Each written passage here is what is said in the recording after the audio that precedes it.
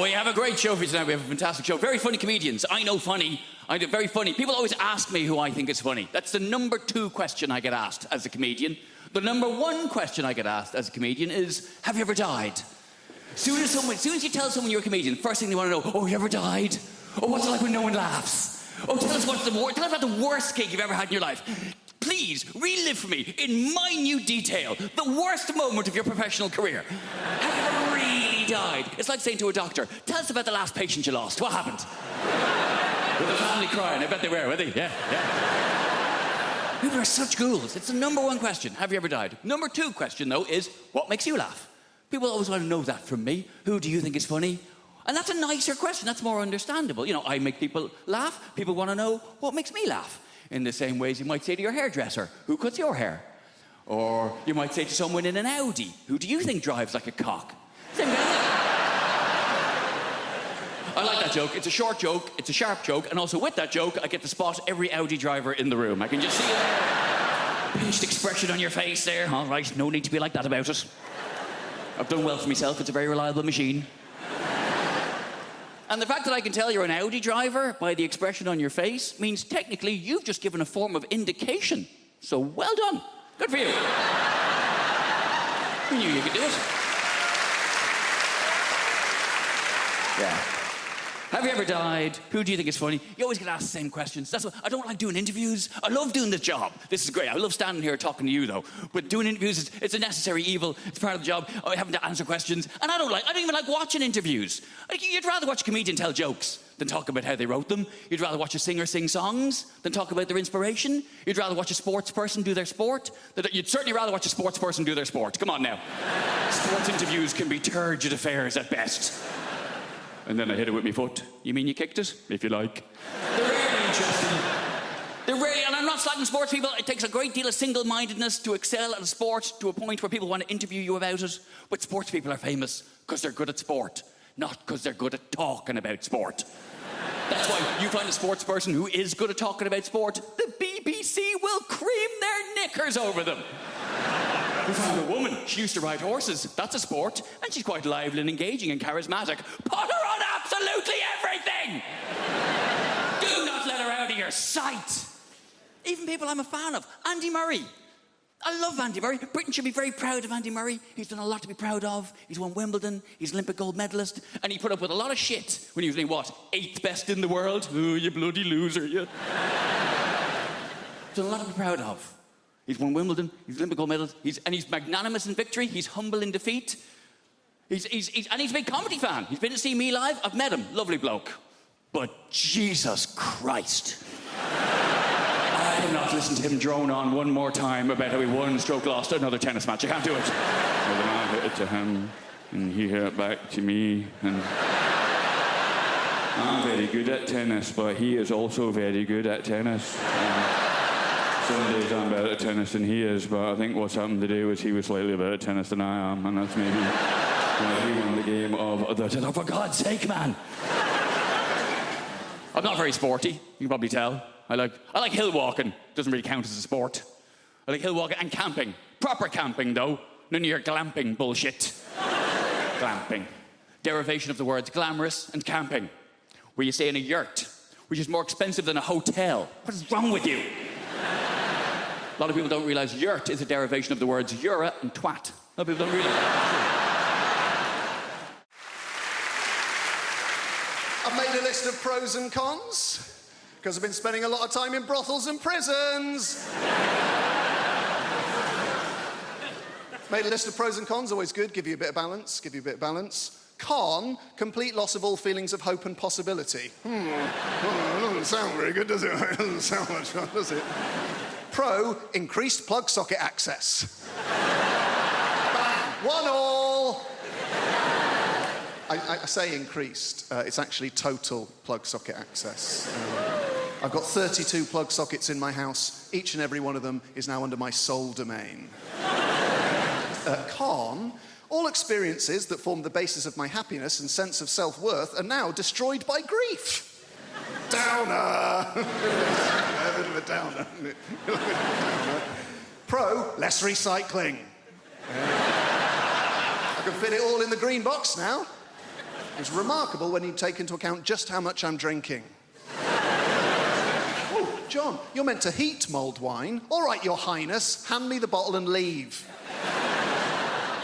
Con, I'm gonna lose my house. Bit of fun. Pro, 25% off council tax. I was on that like a ferret. Dialing as the door slammed. And that's us fresh out of cons. The rest are just pros, guys. Yeah. Increased freezer space, all 4 drawers. Cheaper gas and electric. Reduced wear and tear on fixtures and fittings. And when I say reduced, I don't mean by half, because I was only ever responsible for about 10% of scuffs and spills. So we're looking at a net reduction of 90% in real terms. This is my favourite one. Ultimate control over where the iPhone charger cable is and why it is there. There was a time it would take hours to answer the questions, where is the iPhone charger cable and why is it there? Not anymore. Plugged in next to the bed, most convenient place to have it. Simple. Is it unplugged in the bathroom? No, it's not. It'd be a ludicrous place to keep it. There's no plug socket in the bathroom. Is it in the front pocket of a rucksack you no longer use? That'll be the last place you look. That'll be very frustrating.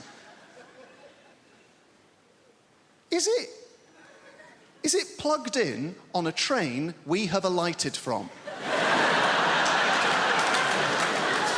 No. It's plugged in next to the bed because that's the most convenient place to have it. This year, I did no lilt February. Thank you. I know, it sounds impossible, but you take it one day at a time. Did I have any today? No, you're a legend. Get hard around the middle of the month, you get the cravings. It's called lilt guilt. You're like, oh, I bloody love the lilt.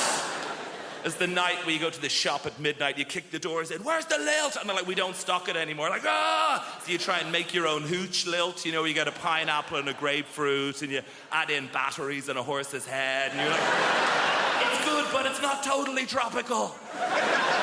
Did that joke in America recently. Turns out they don't have lilt there. This is all I do. Imagine if this was your actual... I go like blah, blah, blah, and you go, ah, ha, ha, ha, money. I can't believe I get away with it. You do actual, proper London jobs. You know, like blacksmith, you know? Farrier.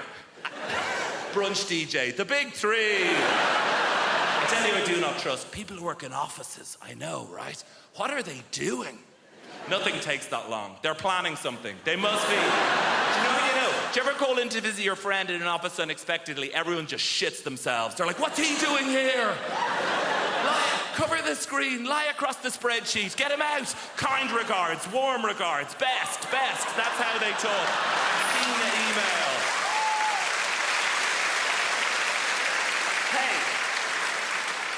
I know what it's like in the real world. Look, sometimes I check in your world. Oh, gross, back to showbiz. And... No, I'm very self-aware of the level of fame that I have. I was in a supermarket recently, and an older lady came up to me, and she put her hands on my shoulders, and she said, you are vaguely familiar. And that is it. In Wrexham, and I was at an ATM machine, and a guy cycled by and he shouted at me, surprised to see you at an ATM machine, and I've been obsessed with it since then. What did he mean? Like, on the one hand, is he surprised I don't have a butler to go to the ATM machine for? No, I think it's the opposite. I think I'm surprised you have any money whatsoever doing keyboard horse shit. Here's my greatest ever showbiz tale. I did a gig in your Milton Keynes recently, thank you, and I was staying in the Milton Keynes Hilton, and she is the least well-known of all the Hilton sisters. And I checked in after the gig at like 12:30. Room 303 is where this took place. Open the door, TV on in the room. Not that uncommon in the chain hotels. I guess it's to welcome you. But get this, on the TV is me playing the shitty keyboard on some show. Immediate thought is like, is this a service they provide to all guests? If so, no, it's the realization, this is it. I've arrived. And I waltz into the room, down the little corridor with the loo away to the left. And as the room opens out, there is a fully naked man lying on the bed. So they've given me the key to someone else's room. But he is lying there, watching me on the TV. And he looks up.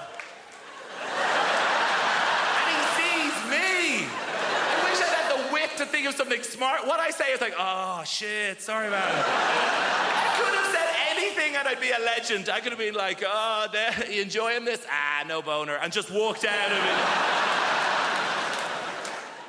I have realised that the musician I want to be is the drummer from Coldplay.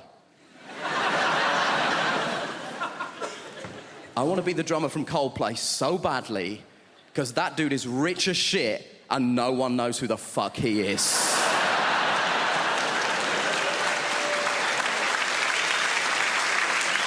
No one knows who the drummer from Coldplay is. He could be here and no one would know. It could be you, it could be you, it could be you.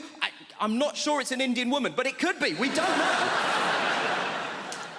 I'm obsessed with the idea that this guy has the best life in the world. And I was telling my friend about this, and she tried to tell me something that she was trying to portray as a bad thing. Apparently, he loves Game of Thrones, so he said to HBO, can I be in Game of Thrones? And they were like, yeah, man, you're the drummer from Coldplay. You can do literally anything you want. We'll restart The Sopranos if that's something that will make you happy, right? Now, he's in Game of Thrones. Confession time, I don't watch Game of Thrones, but even I know the Red Wedding is an important episode of Game of Thrones, right? He is in the Red Wedding. Guess what he is doing in the Red Wedding? He is the drummer in the wedding band. That is the extent to which this guy's anonymity is a borderline superpower. He is in the most famous episode of one of the most popular television shows in the world, doing the thing he is famous for, and no one noticed.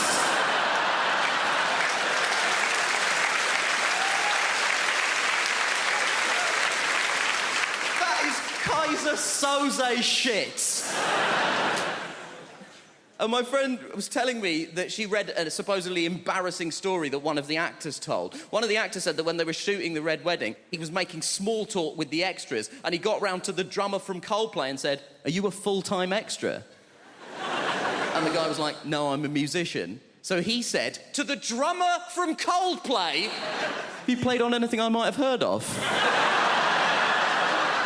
To which the drummer from Coldplay was presumably like, have you heard of All Music? Because I'm basically the drummer on All Music. And my friend tried to tell me this, like this was a sad thing. She was like, oh, this guy's in Coldplay, but no one knows that he's in Coldplay. Isn't that sad? No. Because the problem with being in Coldplay is that people hate Coldplay. People hate Coldplay so much. And the people who hate Coldplay don't say things like, oh, it's not to my taste. They say things like this, I hate Coldplay! But what you mean when you say that is, I hate Chris Martin. No one is angry with the drummer from Coldplay. No one has ever been like, oh, the drummer from Coldplay! You ruined my life! And I know what you're thinking. You're thinking, Nish, why are you so obsessed with the drummer from Coldplay? There's two other people in that band. We don't know anything about them either.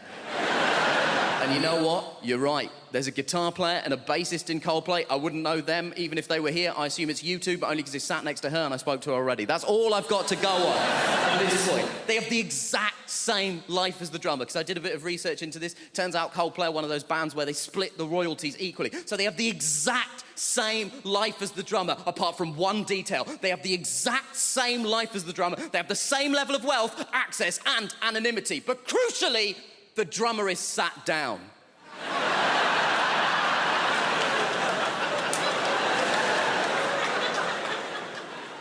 And that is the dream.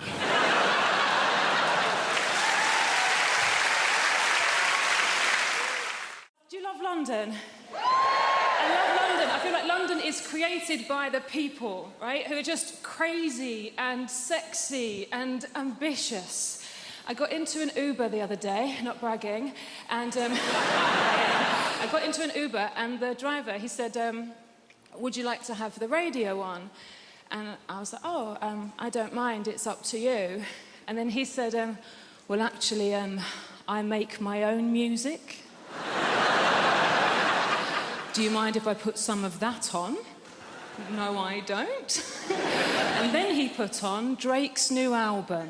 I wonder how often it works. I wonder how often there's a middle-aged white woman thinking, oh, well, he looks like Aladdin and he sounds like confidence personified. Pull over and jump in the back, Nikolai. I'm having a good life. I have recently started doing yoga, which is just change. Yes, woo for the yoga over there. Are you a team? Come to... I'm new to it. I love it. Yoga has changed my life. It's brilliant. Yoga is my new drug. My old drug was drugs. Which I'm not going to say anything positive about because it would be incredibly irresponsible. I'm not going to say anything positive about drug taking. What I will say is I didn't take MDMA until I was 32, and it was such a relief to know I could be happy. Just assume the equipment's broken.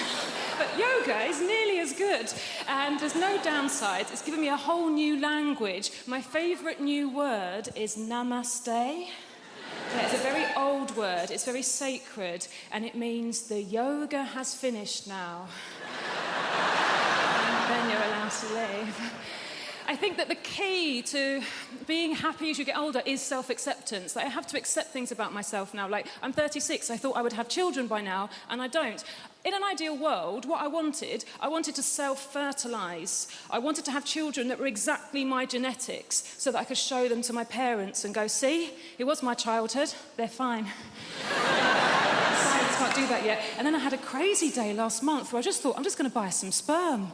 I'm just going to buy some sperm off the internet. I've got a good job. I'm just going to buy some sperm. Guys, sperm is so much more expensive than I thought it was going to be. It is tens of thousands of pounds. We are all wasting a valuable resource. 17-year-old me would have been a millionaire if I'd learned how to catch it and chuck it in the freezer. It's a shock. I do think self-acceptance is the key. Like, there's things about myself I don't like, but I just have to accept now that they're not going to change. This is who I am. Like, so for instance, I don't like art. I think art is rubbish. I think lots of people think art is rubbish, but we're too worried of looking stupid, so we go along with it. I think that the worst art form is theatre. Right, okay, I can sense how unpopular this opinion is. Hear me out. I think theatre is diabolical. Look, I do, look, and also, I'm aware, if you are a performer of some kind, if you're an actor, look, please don't be offended. I don't mean being in the play. Obviously, if you're the person in the play that gets to put a wig on and walk up and down and move your arms and project your voice, saying things like, I think you'll find you're contradicting yourself, Alan. Fun.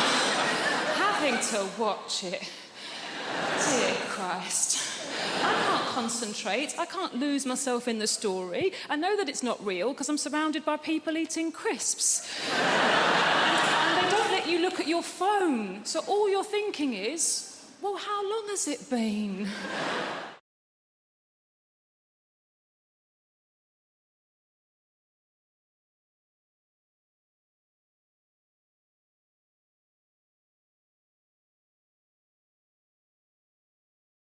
This year, I did no lilt February. Thank you. I know, it sounds impossible, but you take it one day at a time. Did I have any today? No, you're a legend. Get hard around the middle of the month, you get the cravings. It's called lilt guilt. You're like, oh, I bloody love the lilt. It's the night where you go to the shop at midnight, you kick the doors in, where's the lilt? And they're like, we don't stock it anymore. Like, ah! So you try and make your own hooch lilt. You know, you get a pineapple and a grapefruit, and you add in batteries and a horse's head, and you're like, it's good, but it's not totally tropical. Did that joke in America recently. Turns out they don't have lilt there. So, this is it. This is all I do. Imagine if this was your actual... I go like blah, blah, blah, and you go, ah, ha, ha, ha, money. Can't believe I get away with it. You do actual, proper London jobs. You know, like blacksmith, you know? Farrier. Brunch DJ. The big three. I tell you, I do not trust. People who work in offices, I know, right? What are they doing? Nothing takes that long. They're planning something. They must be. Do you know? Do you ever call in to visit your friend in an office unexpectedly? Everyone just shits themselves. They're like, what's he doing here? Cover the screen, lie across the spreadsheet, get him out. Kind regards, warm regards, best. That's how they talk. I've seen the email. Hey, I know what it's like in the real world. Look, sometimes I check in your world. Oh, gross, back to showbiz.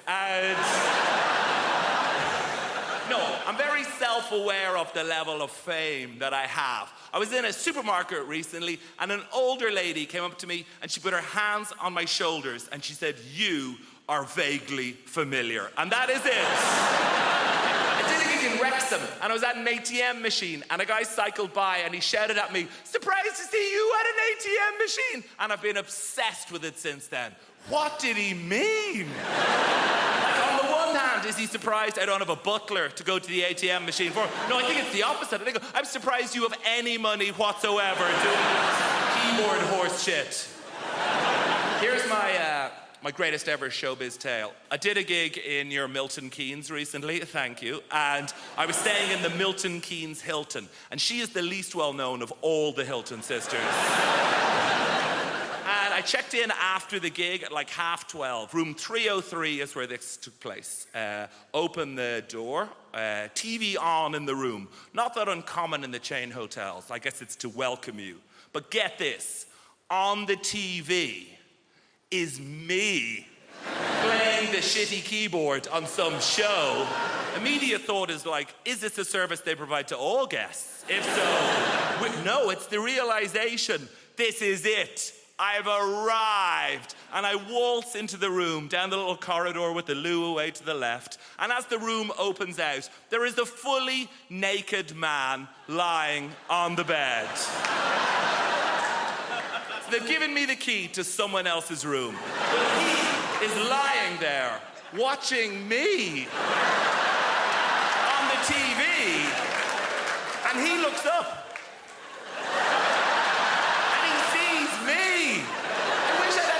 To think of something smart. What I say is like, oh shit, sorry man. I could have said anything and I'd be a legend. I could have been like, oh, you enjoying this? Ah, no boner. And just walked out of it.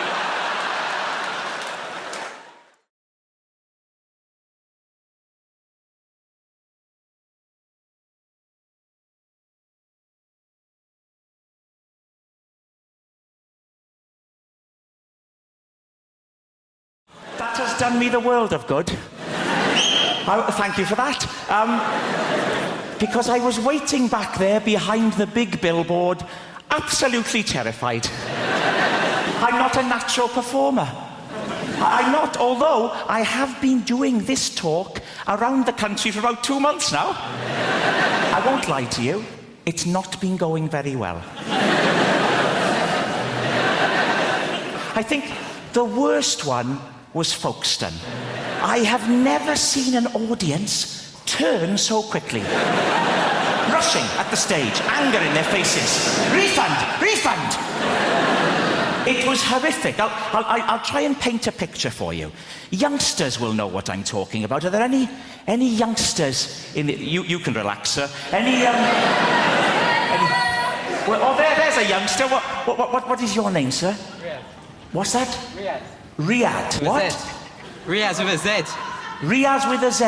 Yeah. All right, it's not Sesame Street.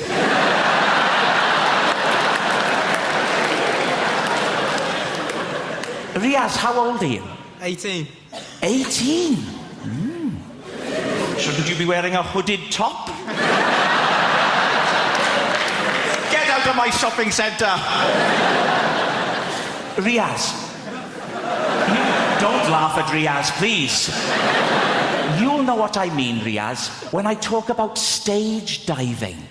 Are you familiar? You won't know what I'm talking about, sir, but this is when a rock star, like a Kurt Cobain or a Duncan from Blue, they run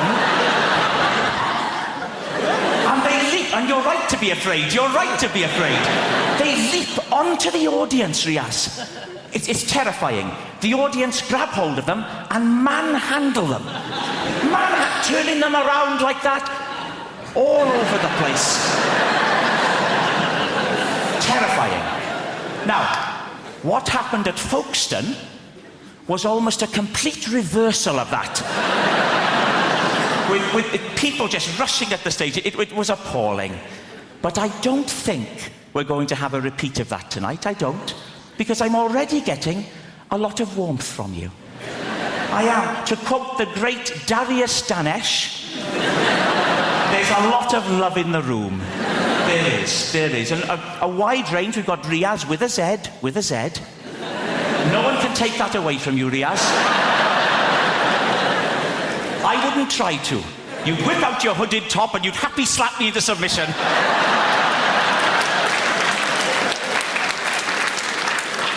But it's a friendly crowd.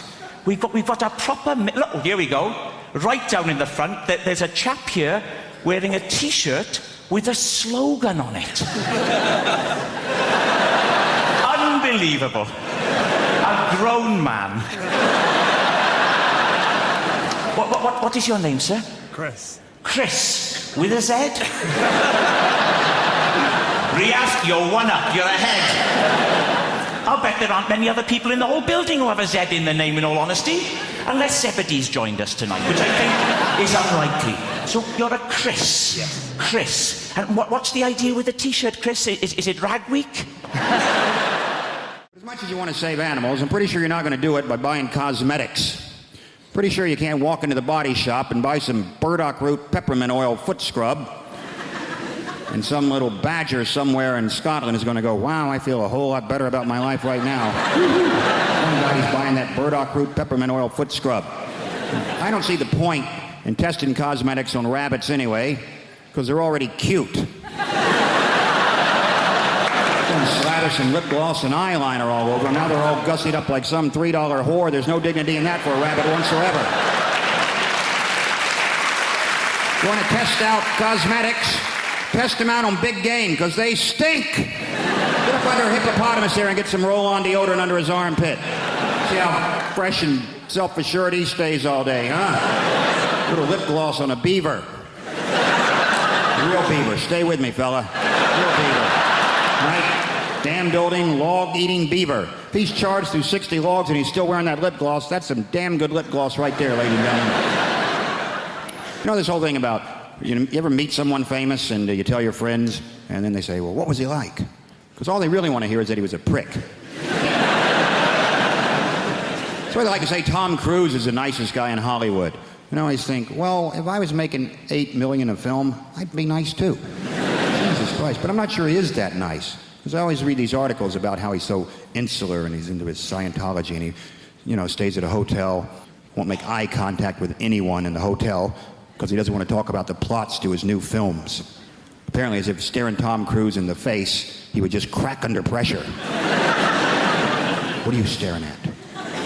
Hey, you want to hear about my new film? Ever seen a Tom Cruise film like he couldn't figure out the plot in about 18 seconds? Oh, Christ. He's a cocktail maker. He's a pretty good cocktail maker, too. Till he has a crisis of confidence and can't make cocktails anymore. Then he meets a good-looking woman who talks him into being a better cocktail maker. A riveting piece of cinema that was. Then he's a race car driver. Pretty good race car driver, too. Till he has a crisis of confidence. Can't race cars anymore. Then he meets a good-looking woman who talks him into being a better race car driver. Then he's a jet pilot.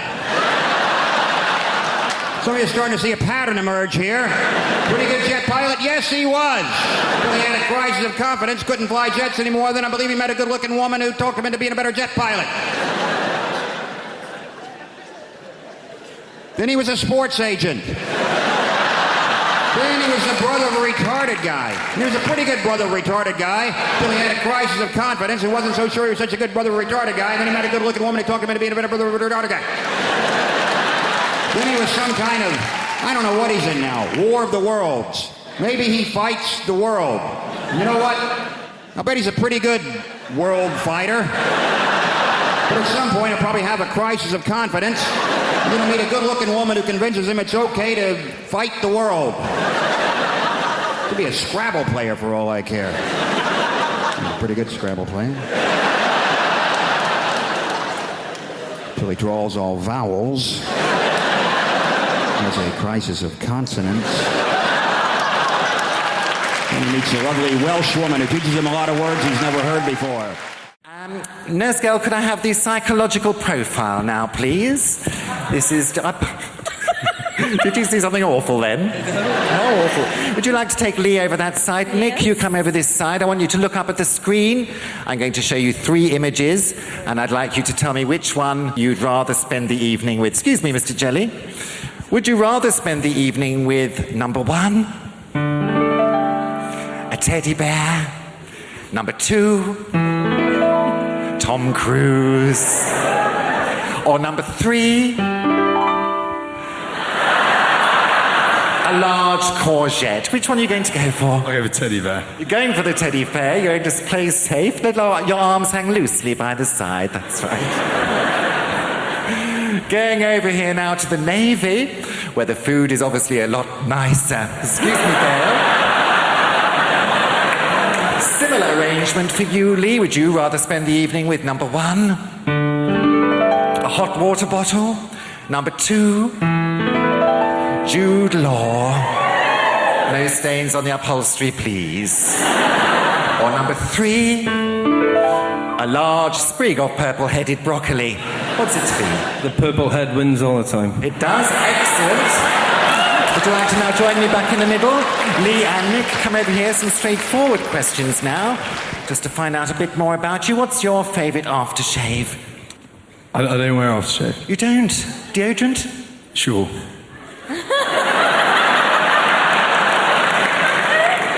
Just have a little sniff. Oh, you do smell quite fresh, Gail. Would you like to? No, nothing musty there at all. What's your favourite aftershave, Lee? It's brute for me, Julian. Is it brute? Any on this evening? Just a touch. Oh, that's lovely. Just a faint aroma there. Would you wait until you're asked, please? And finally, what's your favourite position, Nick? Doggy. Doggy style. What sort of dog do you have? Your favourite position? Reverse cowboy. Reverse cowboy. Laughing at your own jokes there. It's like you're on stage with Billy Connolly. Now then. Right, that's it, Nurse Girl. Could I have the rubber glove now, please? For medical reasons, I'm obliged to conduct an internal examination. Thank you very much. Could I have the swabs at once? Here they come. All sterilised, open wide. Oh, I say. Lots of room in there, isn't there? What a waste. And Lee. There we are. Perfect. Get those under the microscope at once. Take Lee over to his screen. Nick, come over here. Let's see the results of your swab test first, please. Okay, nothing to worry about there. Just a couple of common or garden microbes. It's almost as if someone just filmed a lava lamp.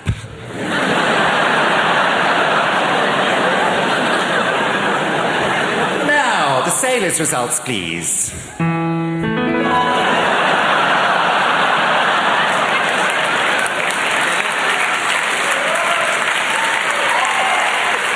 Not very nice, is it? Didn't waste your evening, obviously. We're here to talk about relationships. Let's crack straight on with the first slide. Making... Don't laugh at that. That's not meant to be funny, please. Let's not have another Folkestone on our hands, please. Making divorce work. Now, given that it is a rocky ride, an emotional roller coaster, I start off with a joke, ladies and gentlemen, just to loosen us up. Here it is. If you're going to get divorced, you have to be like the man in the toll booth. Why is that, Keith? Well, you have to be willing to accept, this is the joke, change. It's a zinger, it's a zinger. When you divorce, there is sweeping change. Changes right across your life in every area. One of the first things to change is the locks. You may please don't laugh at that, please. You may come home one day and find that your key no longer fits your wife's lock. Another man's key is fitting your wife's lock. And stop that, stop it. Stop, I'm stamping on that. Riaz, with a Z, please. Stop it. It's not that sort of a show. Well, I mean, it's not a show, is it? It's a talk. But it's not smutty. So you may come home and find that your key no longer fits the lock. Good. Yes, it can. And it can be very difficult to tell why a relationship is going to go wrong. Why is that? Well, I think it's because at the beginning of any relationship, when two people get together, there's always a sense of what? Hammersmith, at the beginning of a relationship, a sense of... Pardon? Worry. No. Anyone else? At the beginning of a relationship, a sense of... Foreboding. Foreboding is the wrong answer. Lust. No. Uncertainty. There's always a sense of uncertainty. A feeling of will they, won't they? And there's no way of... Please, Hammersmith, take it seriously. We're talking about emotions. A sense of will they, won't they? And there's no... Hammersmith, I will walk off the stage, please. There's no way of predicting when a couple get together whether or not the relationship will work. Will it last a long time? No. Not a chance in hell. Will they stick together? No. Will the marriage endure? Yes. Lee and Leslie. Now, Lee and Leslie are a lesson to us all. They've made a marriage work. So why is it then that when they can make a marriage work, so many others can't? Paul Simon said, there are 50 ways to leave your lover. 1.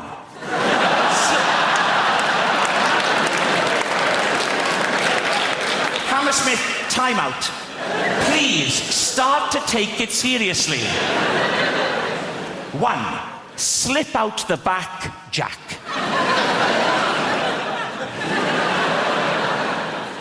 2. Make a new plan, Stan. And 48 others.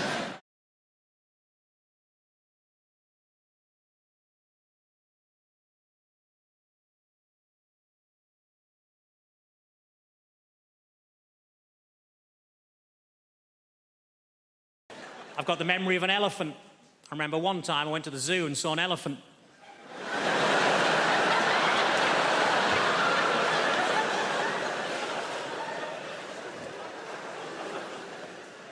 I was disappointed to find that Dunkirk wasn't actually a biography of William Shatner.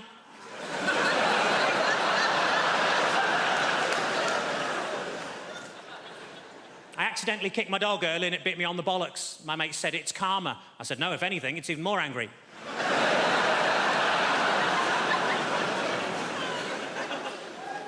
I tell you what always catches my eye, short people with umbrellas.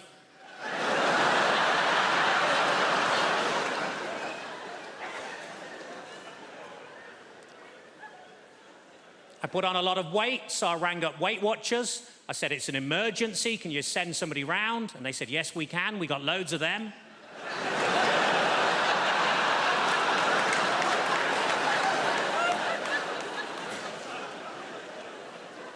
I was actually thrown out of Weight Watchers for making sarcastic comments at the weekly weigh-in. As you can imagine, I accepted the decision with huge grace, because they threw her out as well.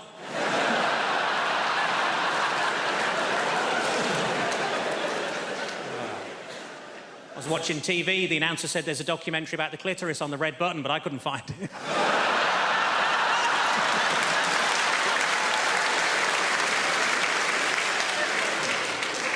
I was in a fancy lingerie shop. I said, are these knickers satin? He said, no, they're new.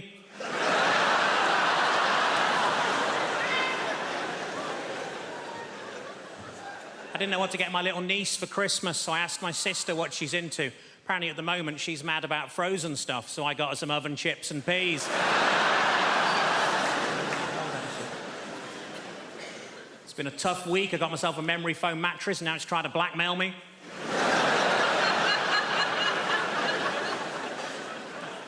As a child, I was made to walk the plank. We couldn't afford a dog.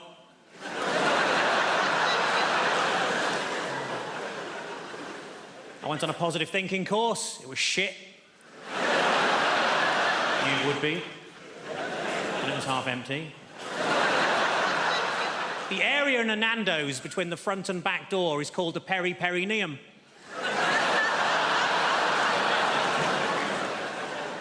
What I like most about that joke is that people who know what a perineum is usually haven't heard of Nando's. Ironically, there's only a very small overlap between the two. The doctor told me to lose some weight. I said, how? He said, don't eat anything fatty. I said, what, pies, chips, that sort of thing? He said, no, just don't eat anything fatty.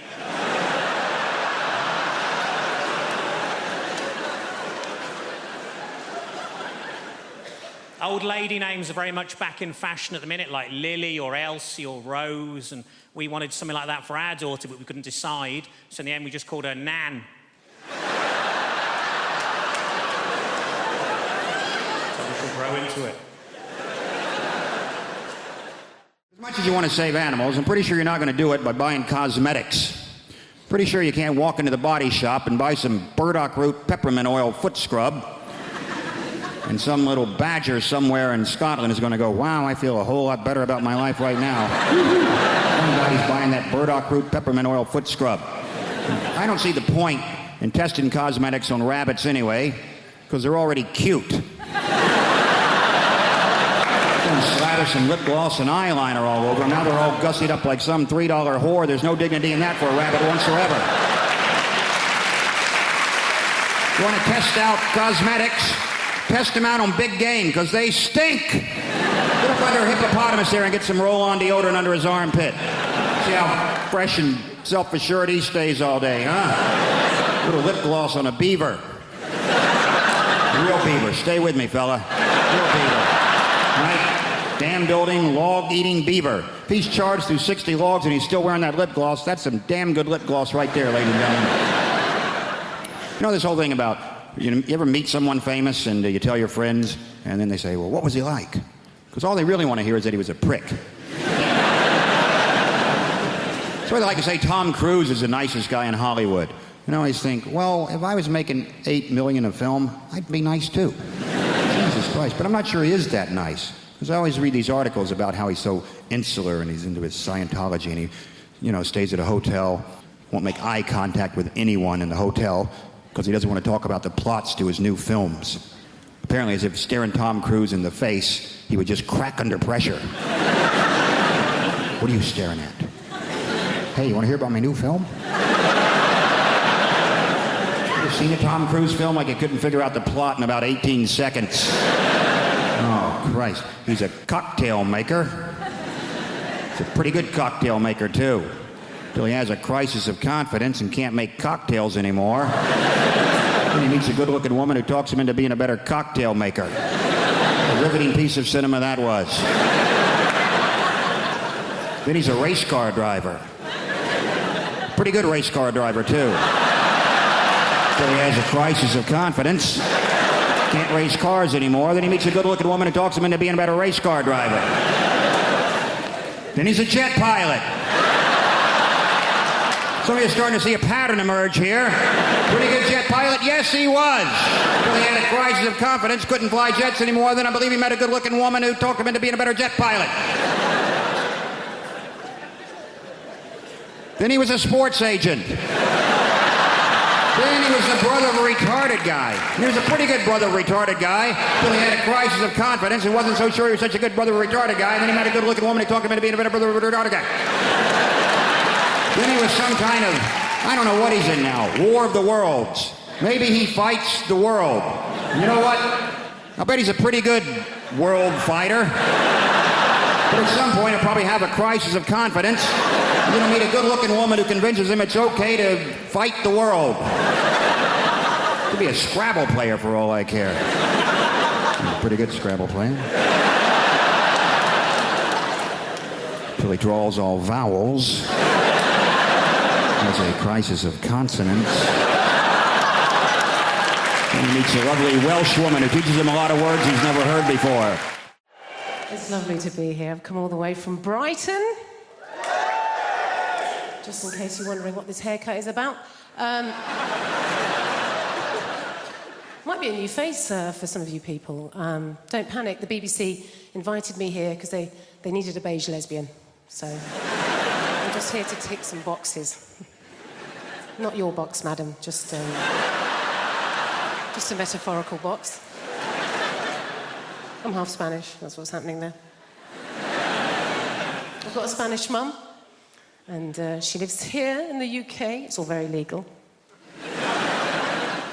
She's lived longer in the UK than she's ever lived in Spain, but the brilliant thing about my mum is that she's never lost her accent. She talks very, very quickly. She lost the word she cannot pronounce. Lost the word she cannot pronounce, huh? My favourite word that my mum's never been able to pronounce is my brother's name. Not even a difficult name. His name's Stephen. I don't know if you've noticed this, Spanish people, any word that begins with the letter S, they struggle, right? So my mum doesn't call him Stephen, she calls him Steven.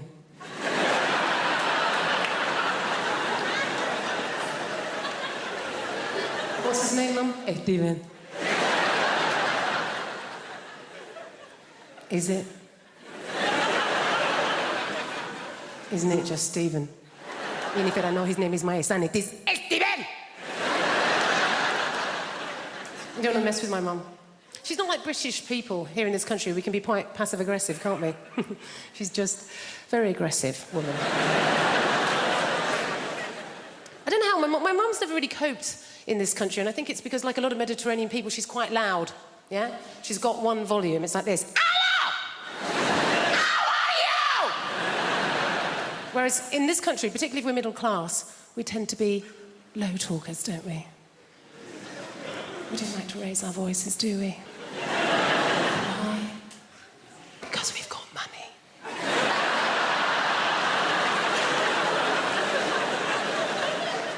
And we just assume that if you are raising your voice, well, you're probably poor.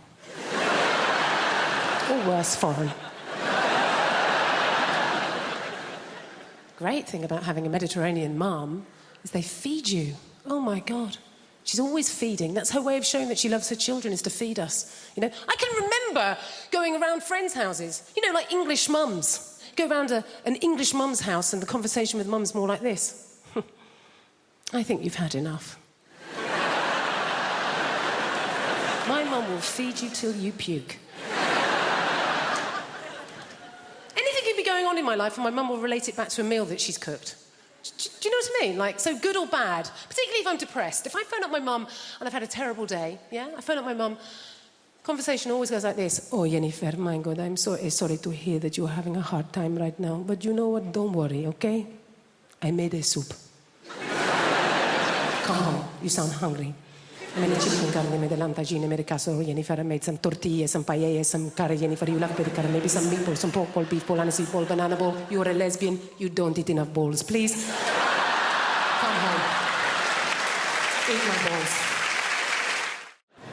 They say it's hard, you know, bringing kids up is difficult. They say kids these days are influenced by these new hyper-violent computer games. And that's nuts, isn't it? If we've been influenced by the computer games from our childhood, we'd have to go around going like, beep.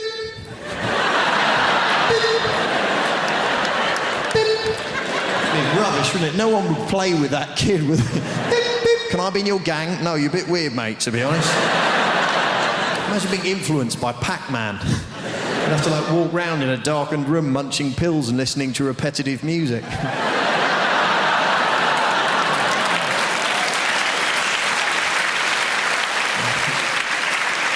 The younger people laughing and clapping, the older ones going, who is this Pac-Man you speak of? It's not one of the rough boys from the estate, is he? There were some rough kids where I live, and they're not being rough, they're just being confusing. You know, you come out of your house, they go, yeah, your mum makes gravy for leopards, innit? Yes, I believe she does. She does a lot of charity work. These are scary kids. Even the dirty old men are scared of these kids. See him turn up in their car, put the window down, like, hello, little boy, do you want a sweet? The kid's like, what sort of sweets have you got? Said it best be good if you come on here and trouble me with your sweetie talk, right? You don't want any mojo or drumstick rubbish, you get me? You must have a serious sweetie offer for me, boy. Blokes panicking. I was like, well, I've got bonbons. I wasn't sure what to bring, to be honest. Dib-dab there, and a wham-bar. Wham-bar, your sweets are rubbish, man, shut up. No. Wham-bars used to be big like that. Now they're small, innit? So you're going to have to do better than a wham-bar if you want to see my dick, right? Hey, man, look at your car driving a Saab. You got no pride. Get out, you wham-bar, bitch. Next pervert, please. What kind of sweets have you got, Sweaty? What do you mean, Neverland? Yeah. But we live in exciting times anyway, you know. It's very exciting being in London, you know. The Olympics. Fantastic. We didn't really want the Olympics till we heard France might get it. The British people are, oh no, all that running and jumping. It's not really for us, is it? When is it? No, I'm busy that week. What? France are going to get it? Bollocks, we'll have it. Only in London would we have to have a poster campaign saying back the bid. No, fuck off, it'll be rubbish. Don't you think that's a bizarre response to that question? Like, would you like the oldest, most historically significant athletic competition the world has ever known, attracting athletes from every known nation on the face of the planet to come here and perform at the peak of their abilities in the very city where you live? Most British people go, where will we park? You know, because it's all residents round here. There's others going, no, man, the tubes will be packed, you get me? People getting on the underground with, like, javelins and shit. No. Coming in the escalator with a shot put health and safety, boy. And there's a whole other section of British society going, you what? The Olympics? Let a load of foreigners in? Ones that can run and jump and swim, you let them in, you'll never fucking catch them. Huh? Place to be overrun with Lycra refugees. You're having a laugh, ain't you, mate? They'll peel them little numbers off their jackets. You watch them, they're sneaky. I read about it in the Mail. And this is what I'm talking about, the assumption that if you're in a place like that, you obviously are the help. Okay, example 2, that's it, white people. One more example, and then we're moving on, right? I'm on tour in the UK. I'm going up to Leeds. All my team was already up in Leeds setting up the theatre. I'm travelling with my tour manager and best friend, Lila, also a black woman. So I go, you know what? That's Lila. I go, you know what, Lila? Let's not drive. It's a long drive. Let's get a train and go up in comfort. So we rush down to the train station. I buy us 2 first-class tickets. There's a train leaving, so we jump on the train takes off. And we're walking through the train towards the first-class carriage. We walk into the first-class carriage. This white woman is sitting at a table. She looks up, she sees us, and at the top of her voice, she shouts, this is first class! Now Lila goes, what the fuck did you say? And I hold Lila, no, Lila, no. I just grab her by her collar, no, Lila, no, Lila, no, Lila, no. Watch me humiliate this bitch just with my mouth. Come back.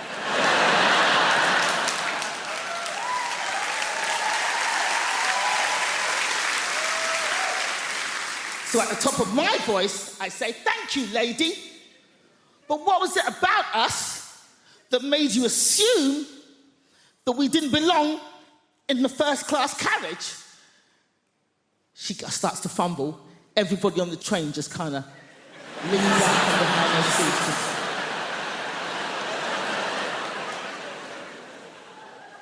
And she gets flustered. She's like... And then all she could think of was like, I thought you were lost. And I was like, how'd you get lost on a moving train going in one direction, bitch? How? Now, this woman was not alone. She was with her husband. Her husband was sitting opposite her at the table, same table.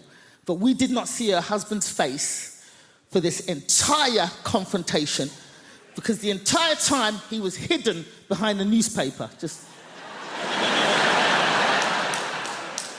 His hands never came down. All we saw were his knuckles just gripping that paper. And they were in their 60s. So they'd obviously been married a long time, and he's behind that newspaper going, ah!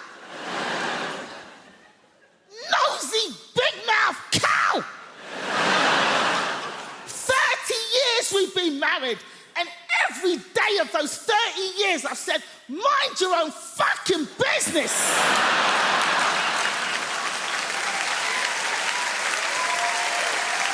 Shit! And now we're both gonna get beaten up by these two black boys.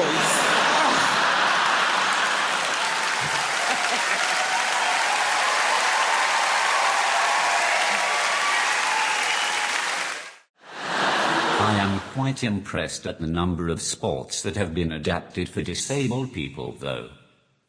It's nice that they are so inclusive these days. I reckon we should go further and adapt versions of classic board games as well. You could play a very special edition of Guess Who, where all the characters had disabilities. No one would ever win, because everyone would be too afraid to describe their character in case they crossed the fence. The questions would be fun as well. Is your person incontinent? Does your person have crayon around his mouth? Does your person have trouble speaking properly? Is your person Danny Dyer?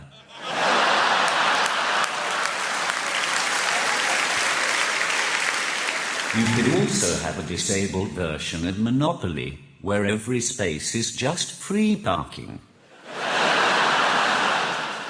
Speaking from the personal experience of a bloke with a disability, I think that the dating game is much harder for people like myself. I've tried speed dating. That didn't work. By the time I'd typed out a sentence, it's time to move on to the next person. And I'm not looking for sympathy either.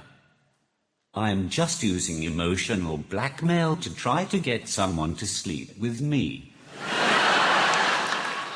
I'll be in the bar afterwards, if any of you are interested. Yes, even you, sir.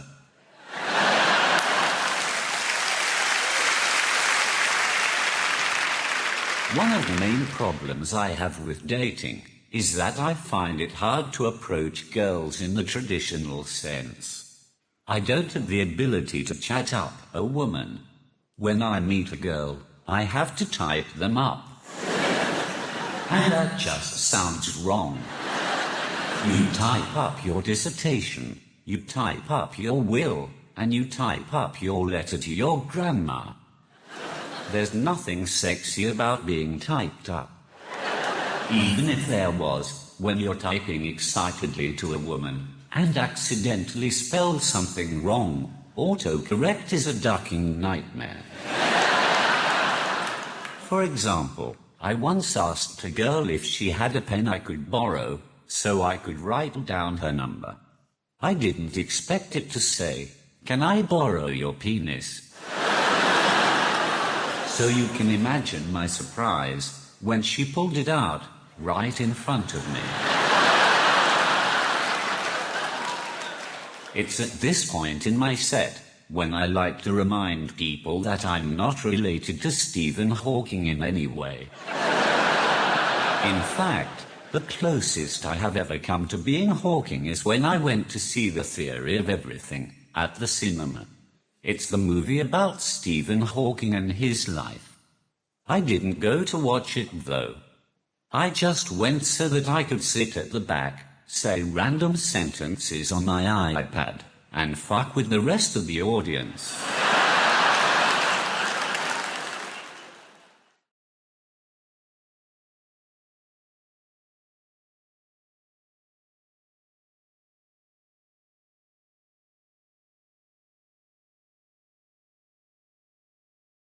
I used to chase women quite a lot. Things were different back then, you know. It was like you had to go out on the hunt as a man back then, back in the 70s. You had to put a nice splash of Paco Rabanne on. You stand there with your mates. There was no Facebook, none of this nonsense back then. You went in cold. You went in cold. You're there with your mates Friday night. You've had a couple of pints of lager. Got your shirt ironed, jeans pressed. Say to your mates, look, I'm going to go and get them birds over. When I bring them back, don't mess it up. Walk over to them. Evening, ladies. I know it must have hurt when you fell from heaven. Maybe my friends and I could ease the pain by buying you a few drinks. No, fair enough. Come and we're going. We're only coming here on lesbian night, aren't we?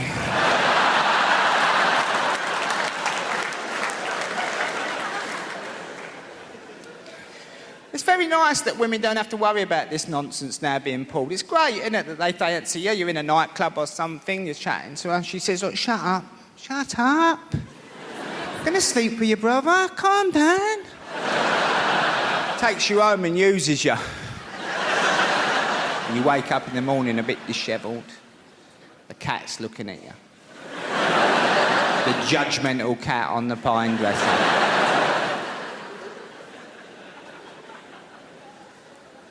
But the worst thing has happened in all the commotion. You've forgotten her name. Now, I'm a bit old-fashioned. I think if you've chomped on someone's fanny, you should remember their name, you know what I mean? It's a little bit of a rule of mine.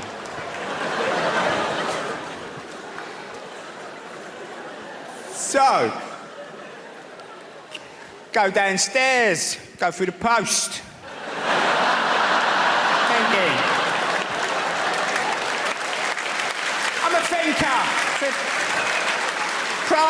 Crafty cockney. Oh, let's just have a look here.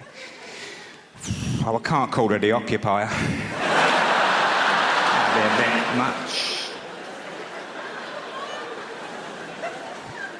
But I'm not so old-fashioned. I don't think if you've slept with someone very quickly, there still might be something there beyond the lust. So you tend to go out for a date, don't you, on the Wednesday night after work. You don't want to mess your weekend up. You go express. Pizza Express, not a hut.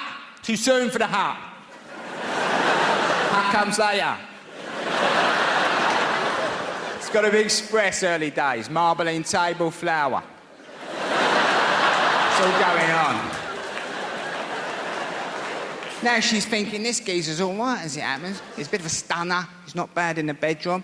Then you start proving you've got half a brain and all. She thinks he's a potential boyfriend. Ooh. Ooh, potential boyfriend. Suddenly you're getting this speech halfway through the 4 seasons. Listen, can I assure you, it's not my usual practice to sleep with men as quickly as I happen to have slept with you. And I'm like, relax, homeowner.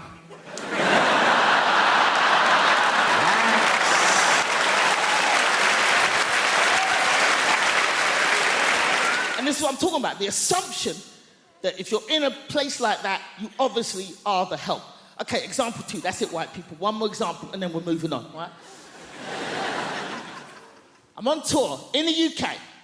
I'm going up to Leeds. All my team was already up in Leeds setting up the theatre.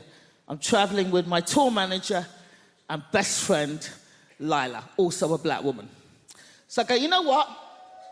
That's Lila. I go, you know what, Lila? Let's not drive. It's a long drive.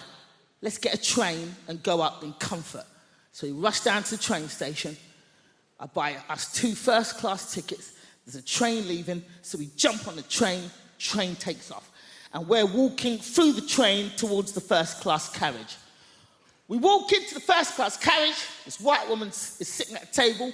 She looks up, she sees us, and at the top of her voice, she shouts, this is first class! Now Lila goes, what the fuck did you say? And I hold Lila, no, Lila, no. I just grab her by her collar, no, Lila, no. No, Lila, no, Lila, no. Watch me humiliate this bitch just with my mouth. Come back.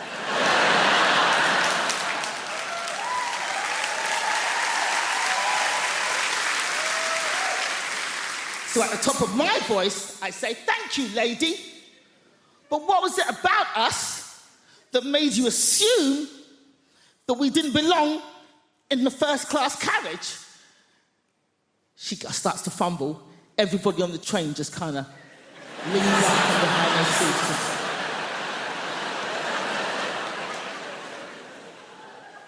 And she gets flustered. She's like, and then all she could think of was like, I thought you were lost. And I was like, how'd you get lost on a moving train going in one direction, bitch? How? Now, this woman was not alone. She was with her husband. Her husband was sitting opposite her at the table, same table. But we did not see her husband's face for this entire confrontation because the entire time he was hidden behind the newspaper, just... His hands never came down. All we saw were his knuckles just gripping that paper. And they were in their 60s. So they'd obviously been married a long time, and he's behind that newspaper going, ah! Nosy, big-mouth cow! 30 years we've been married, and every day of those 30 years I've said, mind your own fucking business!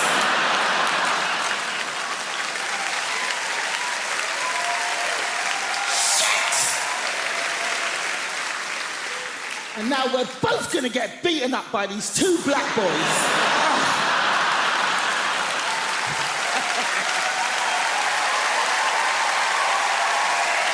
But as much as you want to save animals, I'm pretty sure you're not going to do it by buying cosmetics. Pretty sure you can't walk into the body shop and buy some burdock root peppermint oil foot scrub.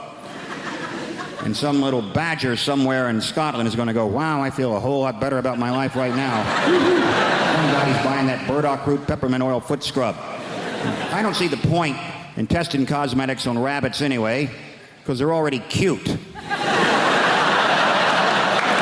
Slather some lip gloss and eyeliner all over. Now they're all gussied up like some $3 whore. There's no dignity in that for a rabbit whatsoever. You want to test out cosmetics? Test them out on big game, because they stink. Get up under a hippopotamus there and get some roll-on deodorant under his armpit. See how fresh and self-assured he stays all day, huh? Little lip gloss on a beaver. Real beaver. Stay with me, fella. Real beaver. Right? Dam building, log eating beaver. If he's charged through 60 logs and he's still wearing that lip gloss, that's some damn good lip gloss right there, ladies and gentlemen. You know this whole thing about, you ever meet someone famous and you tell your friends and then they say, well, what was he like? Because all they really want to hear is that he was a prick. So they like to say Tom Cruise is the nicest guy in Hollywood. And I always think, well, if I was making $8 million a film, I'd be nice too. Jesus Christ. But I'm not sure he is that nice. Because I always read these articles about how he's so insular and he's into his Scientology and he, stays at a hotel, won't make eye contact with anyone in the hotel because he doesn't want to talk about the plots to his new films. Apparently, as if staring Tom Cruise in the face, he would just crack under pressure. What are you staring at? Hey, you want to hear about my new film? You seen a Tom Cruise film? Like it couldn't figure out the plot in about 18 seconds. Oh, Christ. He's a cocktail maker. He's a pretty good cocktail maker, too. Till he has a crisis of confidence and can't make cocktails anymore. Then he meets a good-looking woman who talks him into being a better cocktail maker. A riveting piece of cinema that was.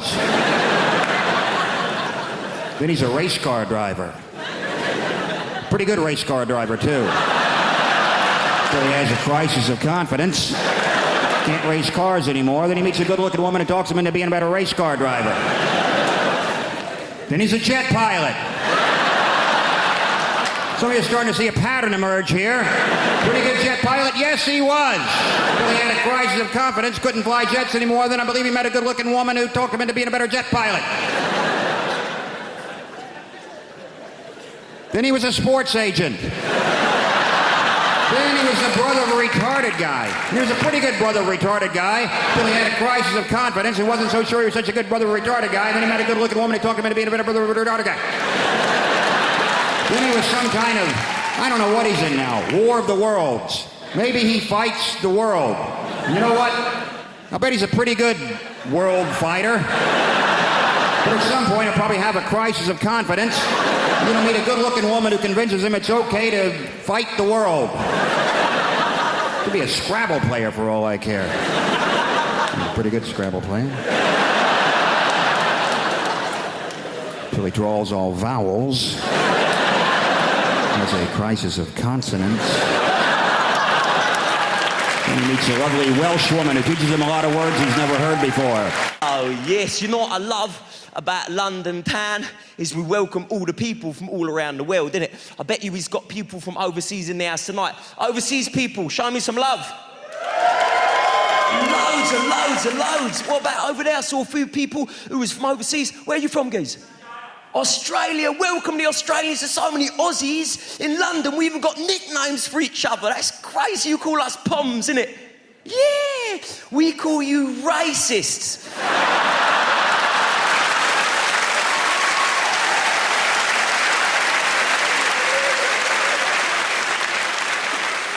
Welcome, you legend, my man. Do you miss it out there, all the beaches and the barbecues and all that?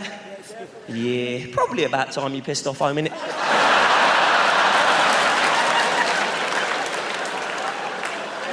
Jokes, jokes, jokes, you legend. It's just banter. Do you know what I mean? We'll have a drink in the bar afterwards? Yes. Promise you'll serve me first, though.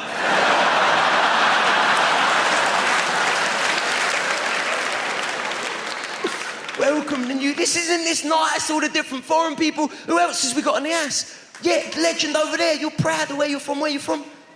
Wales. You idiot.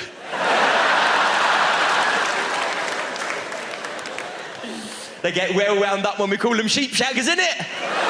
Don't know why you don't just stop it, but there you go. Welcome, geese. I've been to Wales. It's a nice place, isn't it? There's even like a time difference, ain't there, which I couldn't believe. Yes, I was in Swansea. They're about 8 years behind.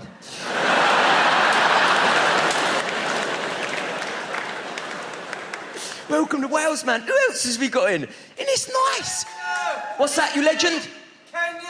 Kenya? Oh, welcome, you legend. I got African relatives of my own. I feel like there's a bond there. I never knew I had African relatives until I got an email out of the blue about 2 weeks ago.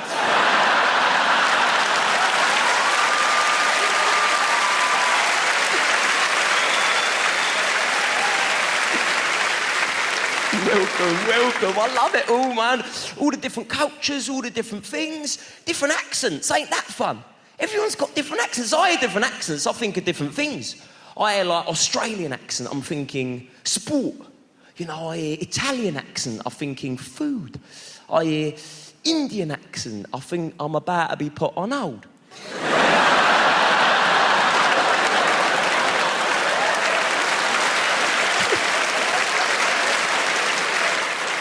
Welcome all of yous, man. Welcome all of yous. Because that's the thing about London, we do welcome ya. You know, come along, have a giggle. I'll say there's only one day every year when we don't welcome the foreigners. And we let all the frustrations on the foreigners out of the system. Just one day every year in London. London's, you know what I'm talking about, innit? That one day every year, we close down all the roads in the centre of London. And thousands of people chase after these 5 Kenyans.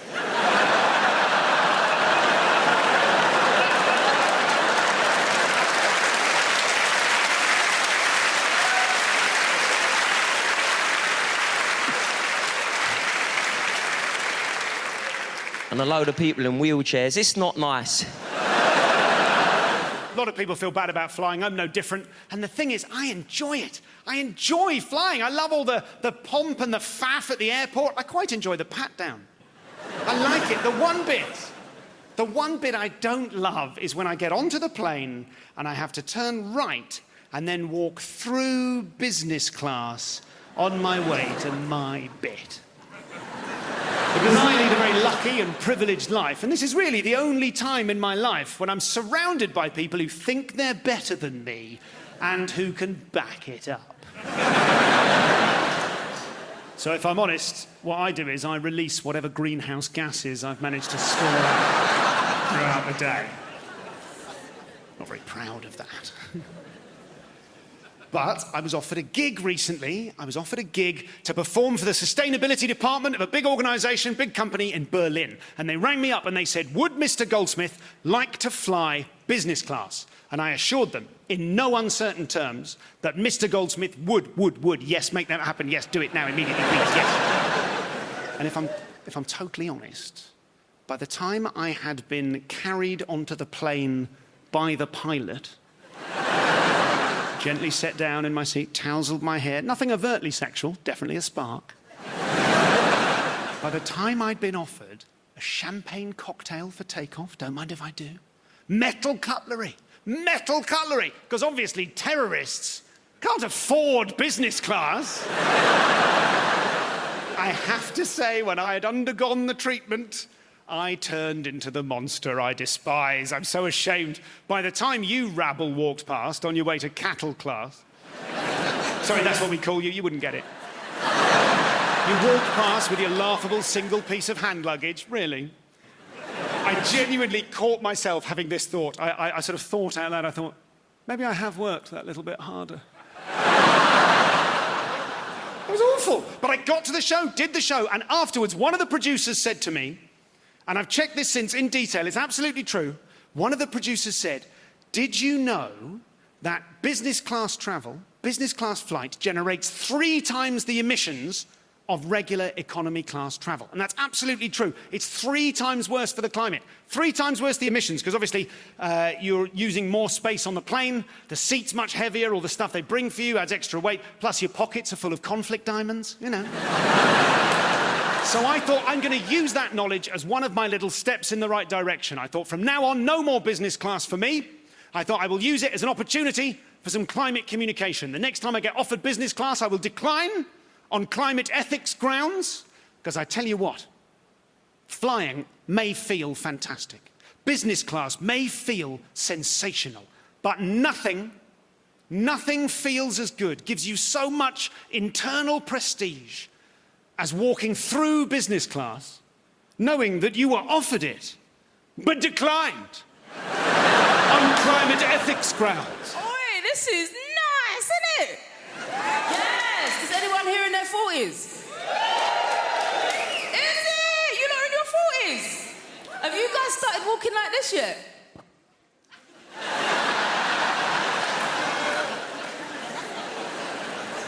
It happens like clockwork, you know? It's mad. Like, I'll be walking around the co-op like I'm in an art gallery, just... Reduced by how much? Not enough. That, and I've got a boner for linen. Ooh. In it. I literally go out shopping for fabric and I'm like, give me a fabric that will crease really easily. Yes. I want to iron it for at least an hour. That's for me. That and candles. Woo! Now listen, I used to party hard. and I found that burning your money via candles is a great replacement.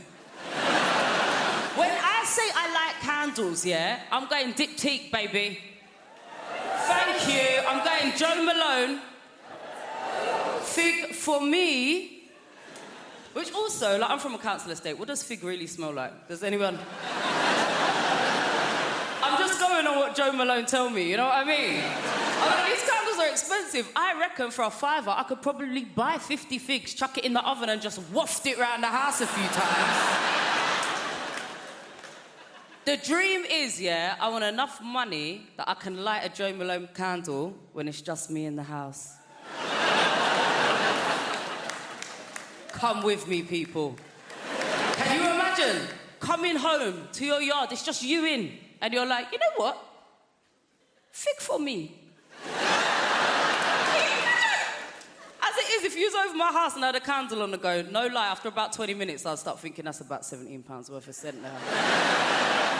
What kind of friend is he anyway? Is that enough? I realise there's nothing more insulting than someone lighting your scented candles when you're not there to enjoy the scent. Innit? I had my brother house sitting for me, right? I was away for a couple of weeks. I walked back into the house. As soon as I opened up the door, I was like... I walked into the front room. This guy is reclining on my sofa, lighting his spliff with my Joe Malone candle. The ash was falling into the wax. I was like, you all right? Yeah, you good? Now, we know as British people, when our voices go high like that, we mean the opposite, right? The higher our voices go, the less we're about it. You know what I mean? If someone's like, you coming to a party? You're like, yeah! What that means is, I'm not coming to your party, mate. So I said, you all right? What you doing? He's like, oh, it's just a bit of mood lighting, innit? So, IKEA tea light is mood lighting. That's not even it. It was a 3-wick candle. Only 1 wick was lit. Thank you. I grew up in Dudley, in the West Midlands. Yeah, a lot of people grow up there because that's the only thing there is to do. What are you doing? Growing.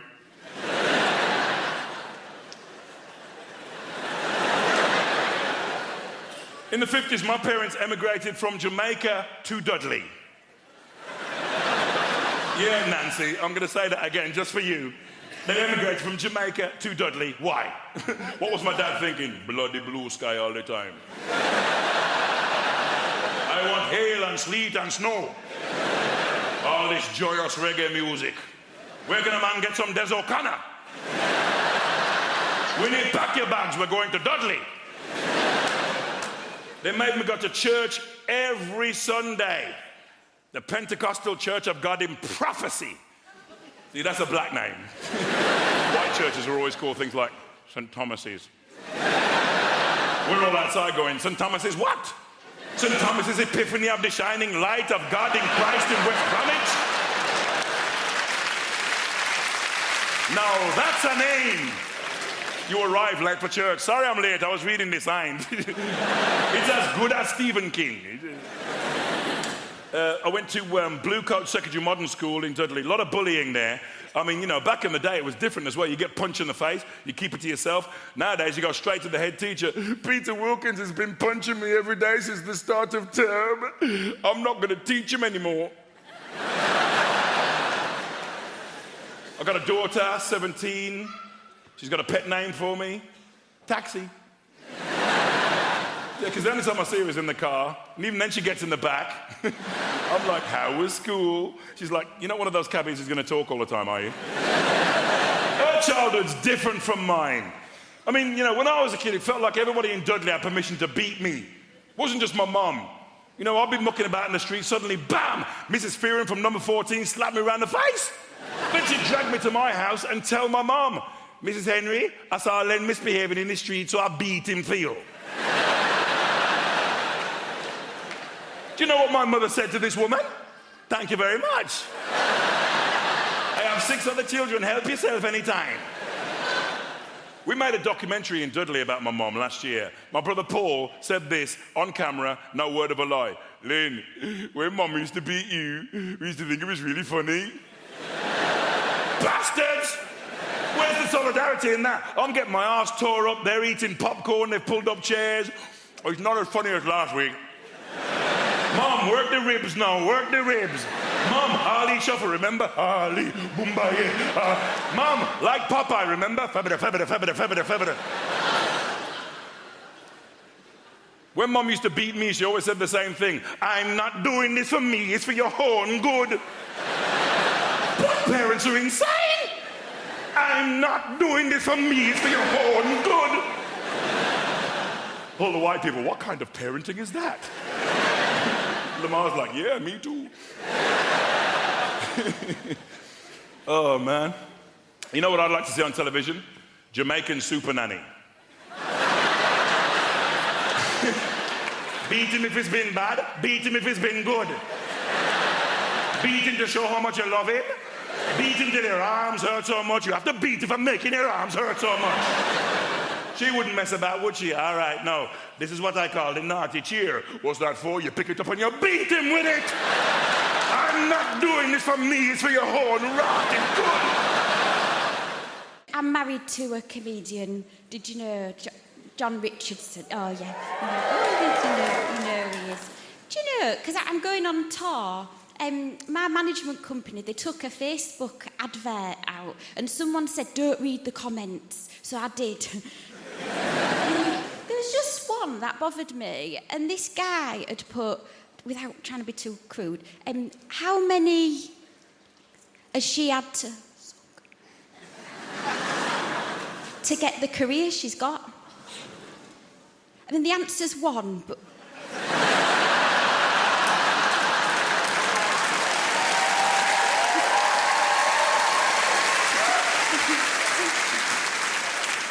It's weird to applause that, isn't it?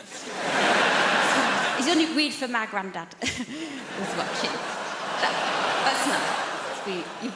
You've made that weird for an 87-year-old.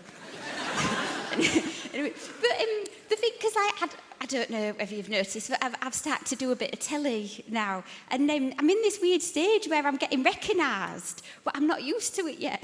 And I walked in a pub last night, and there was a woman staring at me, and I thought, what are you fucking looking at? And then I realised, oh, it's me. I did, you know Michael McIntyre's The Wheel? Have you seen it? The game show? I lost someone £98,000.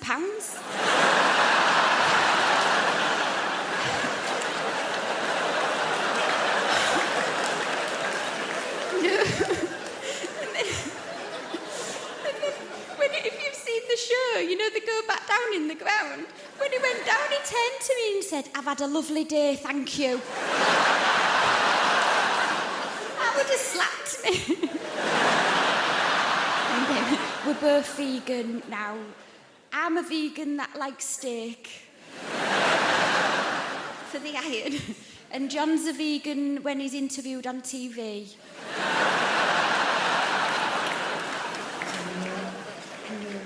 It's a weird life for him, though, you know. I've seen it through his eyes. The situations we're getting... Because he's been on TV 10 years. We went and did this gig, you know, in a school. And then we parked up, and he turned to me and he said, I've got to go. And I was like, oh, all right then, just wait till you get in. He was like, I've got to go now. And he didn't let me get out. He got on the back seat, and luckily we had a bucket because we've been to Seaside. We've got blacked out windows. And I got out, and there was 2 of his fans waiting for him. And they said, we've come all the way from Rotherham to see John. They said, where is he? I said, he's shitting in a bucket in the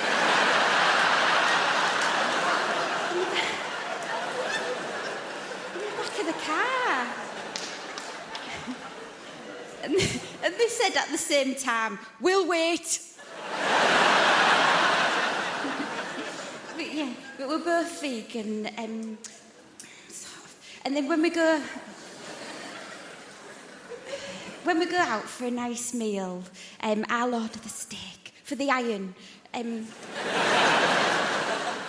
and he'll order butternut squash.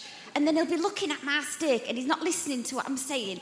And so what I do right at the end, I go, oh, I can't eat that last bit.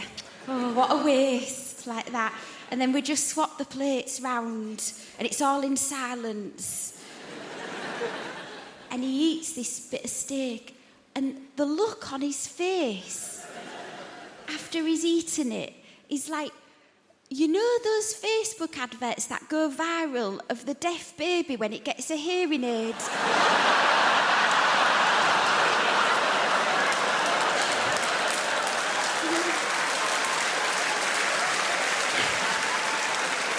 And here's its mother talk. That's what it's like. It's hard to be a woman, you know, like a lot of women right now, we're posting naked or almost naked pictures online to show how confident we are. And in all the comments, other women will be like, you are so brave. Well, I really just think that means not a model. Also,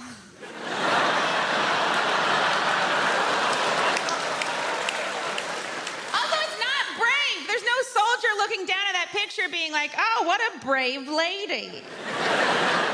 You know, a man posts a naked picture, he just loses custody of his kid. And if showing your weird body's brave, then the guy that masturbated in front of me on the subway is very brave. Because he had a real weird body.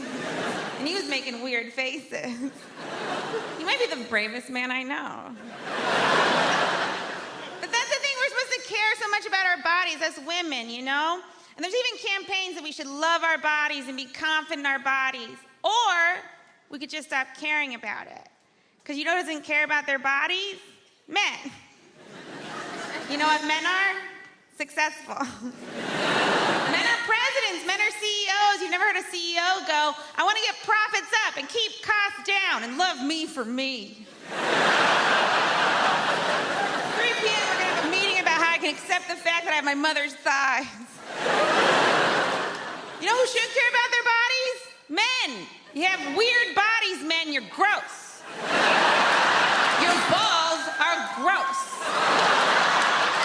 I've never seen a guy be like, oh, I can't wait to get his pants off and see that weird bag of stuff between his legs. What is it? It's like when you go to a haunted house and you stick your hand in a jar, you're like, please be grapes. Balls seem like a real god whoopsie. It's like when you're putting together furniture and you got a couple leftover screws and you're like, well, those were supposed to go somewhere. I guess I'll hang them from a satchel.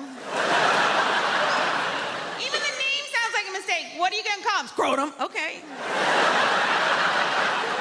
This is how you knew God didn't care about balls at all. Everything else important, he covered in bone. Balls, he was like, let them fly. You are so lucky we get our faces near them. If a woman puts your balls in her mouth, you should pay her a lot of money. And not in like a prostitute way, in like a, I don't know how else to say thank you. This is a very nice thing you just did to me. And you didn't get any pleasure out of it. There's not a single woman that's like, that's what does it for me. You were more of a saint than Mother Teresa for that. There's no way she ever did it. Career is over. I have to put paint on my face just to leave my home. And you guys get to walk around those wrinkly, dangly bags of crap. You should have to put makeup on them. At the very least, googly eyes. I don't know if that'd be better or worse, it'd be fun. He's happy, he's sad. He lost his boner.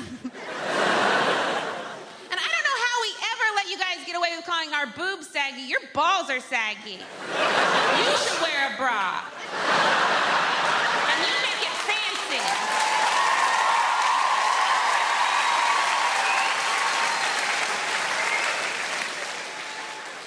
All those women clapping, they meant yours. I've got the memory of an elephant. I remember one time I went to the zoo and saw an elephant.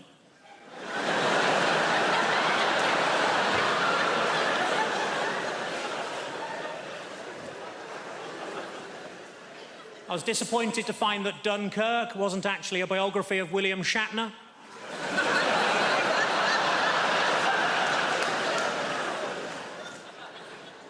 accidentally kicked my dog earlier and it bit me on the bollocks. My mate said it's karma. I said, no, if anything, it's even more angry.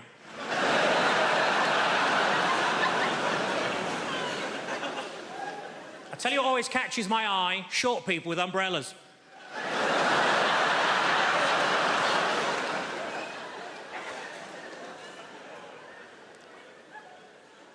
I put on a lot of weight, so I rang up Weight Watchers. I said, it's an emergency, can you send somebody round? And they said, yes, we can, we got loads of them.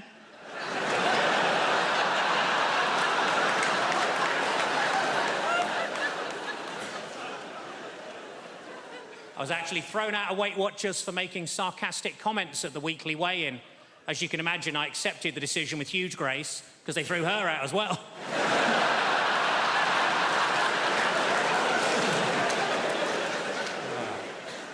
I was watching TV, the announcer said there's a documentary about the clitoris on the red button, but I couldn't find it.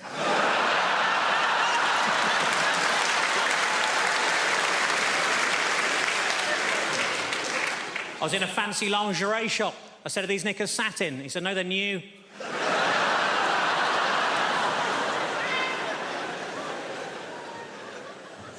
I didn't know what to get my little niece for Christmas, so I asked my sister what she's into.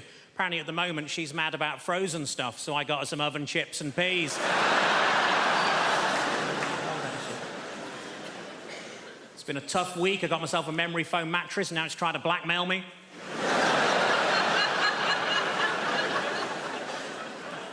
As a child, I was made to walk the plank. We couldn't afford a dog.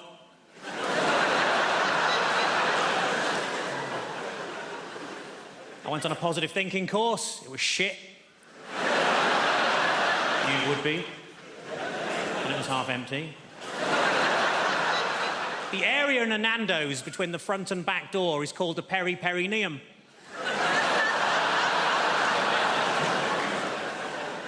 What I like most about that joke is that people who know what a perineum is usually haven't heard of Nando's. Ironically, there's only a very small overlap between the two. The doctor told me to lose some weight. I said, how? He said, don't eat anything fatty. I said, what, pies, chips, that sort of thing? He said, no, just don't eat anything fatty.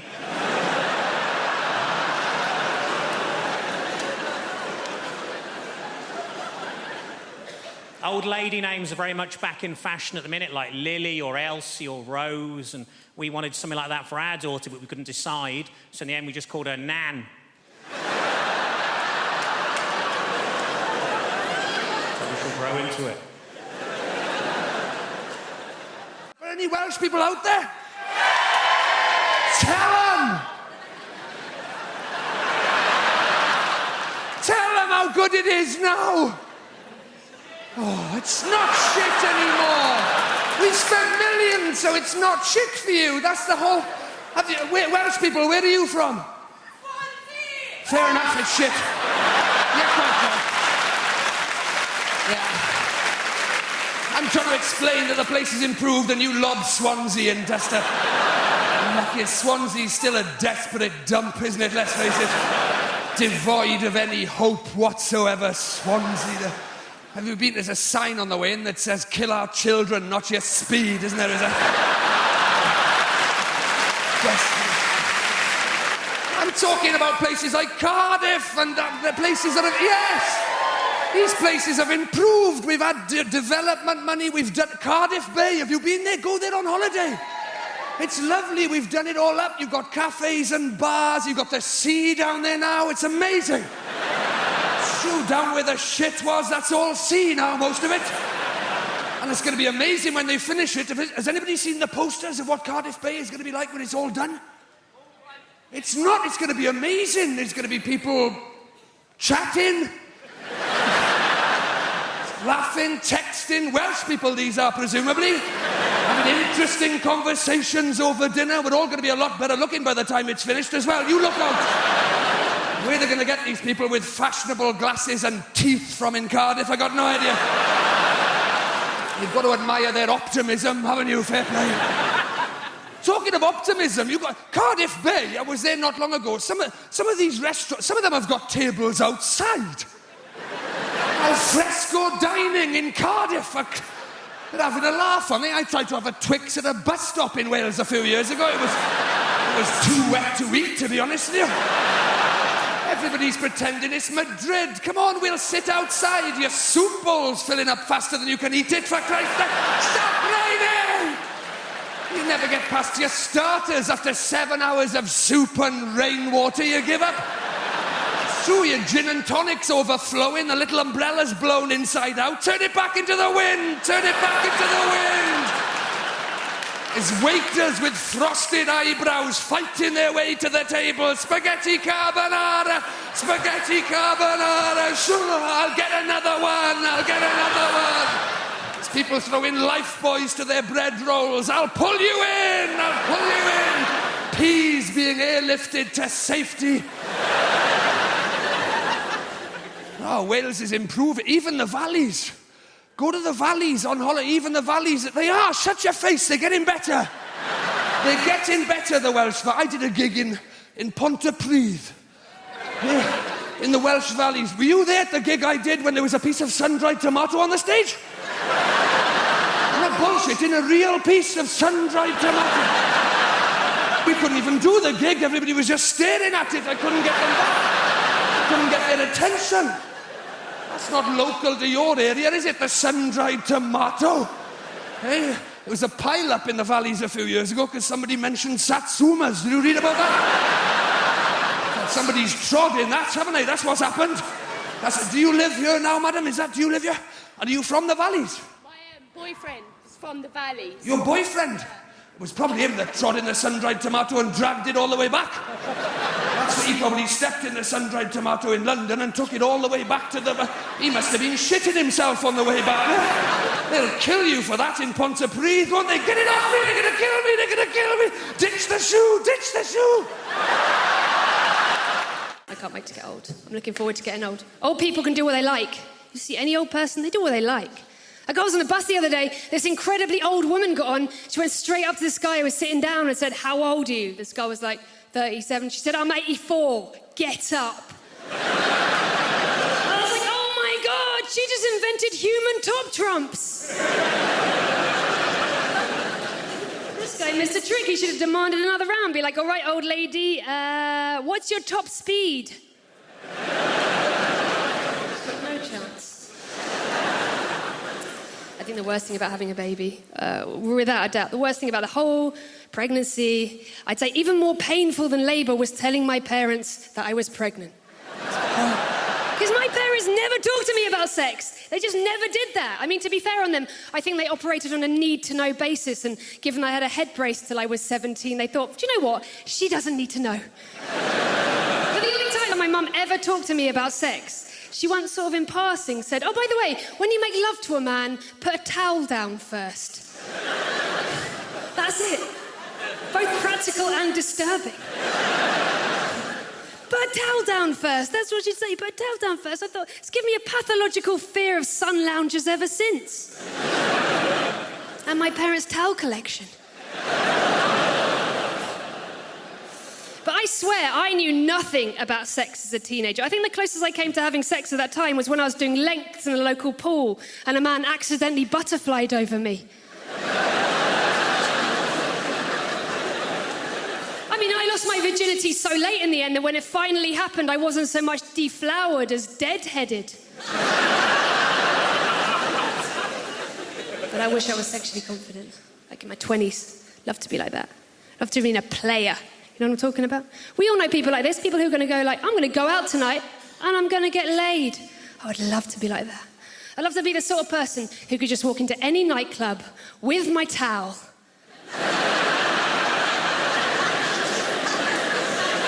Like Gold Duke of Edinburgh award-winning piece of ass right here. Strippers. It's another person. Weirdly, I kind of admire strippers. I would love to be like a stripper. I would love to just be able to stand on stage and own it. Like, know I was sexy. That would be awesome, you know? I would be the world's worst lap dancer. I could not sit on a man's knee and not want to make giddy-up noises. And strip joints, they're designed to be alluring. I challenge anyone in this room, even if you agree with them or not, to walk past a strip joint and a bit of you's not like, oh my God, what's happening? Because they've got like the blacked out windows and the bouncers on the door. There's always a bit of you that's like, oh my God, what are they doing in there? And it's exactly the same feeling as when I was a kid and I used to walk past the school staff room. You walk past, you'd be like, oh man, what is happening in there? I mean, it turns out both are full of adults whose lives didn't work out as planned.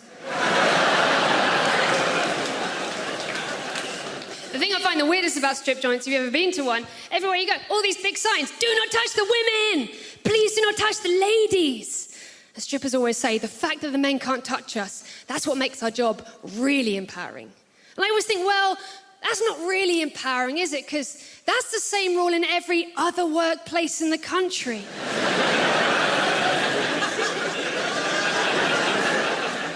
You know, walk in a shop and it says, welcome to Tesco's, don't finger the staff.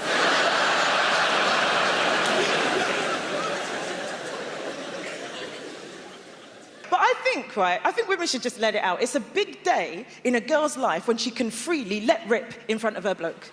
It is. I think women should be having I farted in front of my boyfriend for the first time parties. I do. I think they should be ringing up their mums, just going, Mum, I've got something to tell you. Oh, darling, what is it? What is it? What is it? What is it? I just did a fart in front of Tom. Oh, darling, that's wonderful news, wonderful news. And what did he say? He didn't say anything. He just laughed and farted back. My little girl's all grown up. Meanwhile, Dad will be in the background just going, women are farting far too early in front of their boyfriends these days. It was 18 months before your mother even trumped in my direction. 6 months before she'd take a dump in the house when I was around. Yes. And also, I'll tell you something else we pretend as well. We keep the lady garden quite tidy, us girls, don't we, in the early stages. We will do little tricks with it. Look, it's the strip, it's the Brazilian. Oh, look, I put a hat on it, it's the Mexican. Like we do.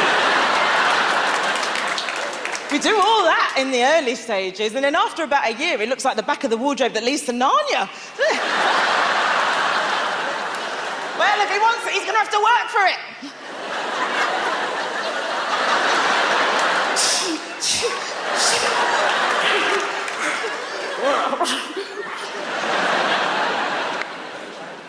People saying to me, Andy, you could try meeting people in a nightclub. You'll never meet anyone good in a nightclub because the nightclub environment is designed to have us make bad decisions. It is because it's dark, you can't see, you can't hear. You know what, if nightclubs want to be responsible, what they should do to help us out is just before the exit, they should have a brightly lit room where you can check out the person you're leaving with. Yes, they should. They should call it, have a sodding word with yourself lounge. And you'd literally get women in there just going, oh my God, you're wearing a fleece. I couldn't tell because it's so dark in there. Okay, nice to meet you.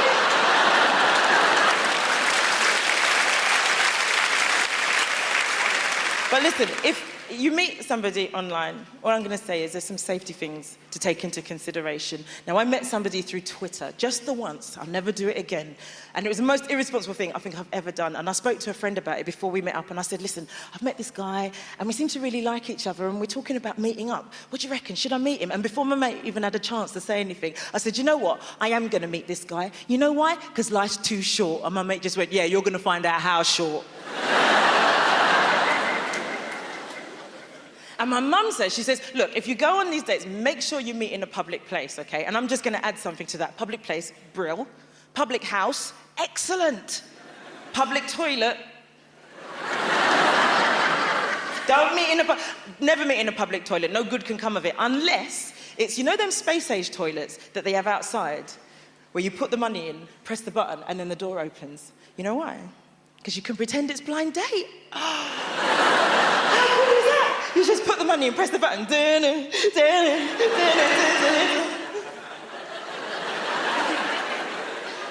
if you don't like it, just press the button really quickly.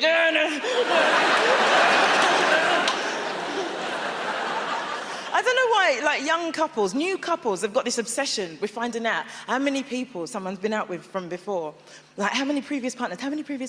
This is a lose-lose situation, right? And if any of you have ever had that conversation or you think it's ever going to come up, this is what I say. This is what you should say, okay? Just say to the person that's asked you, you want to know how many previous partners? Okay, I'll tell you from the beginning, all right? 1, 2, 3, 4, you, 6, 7...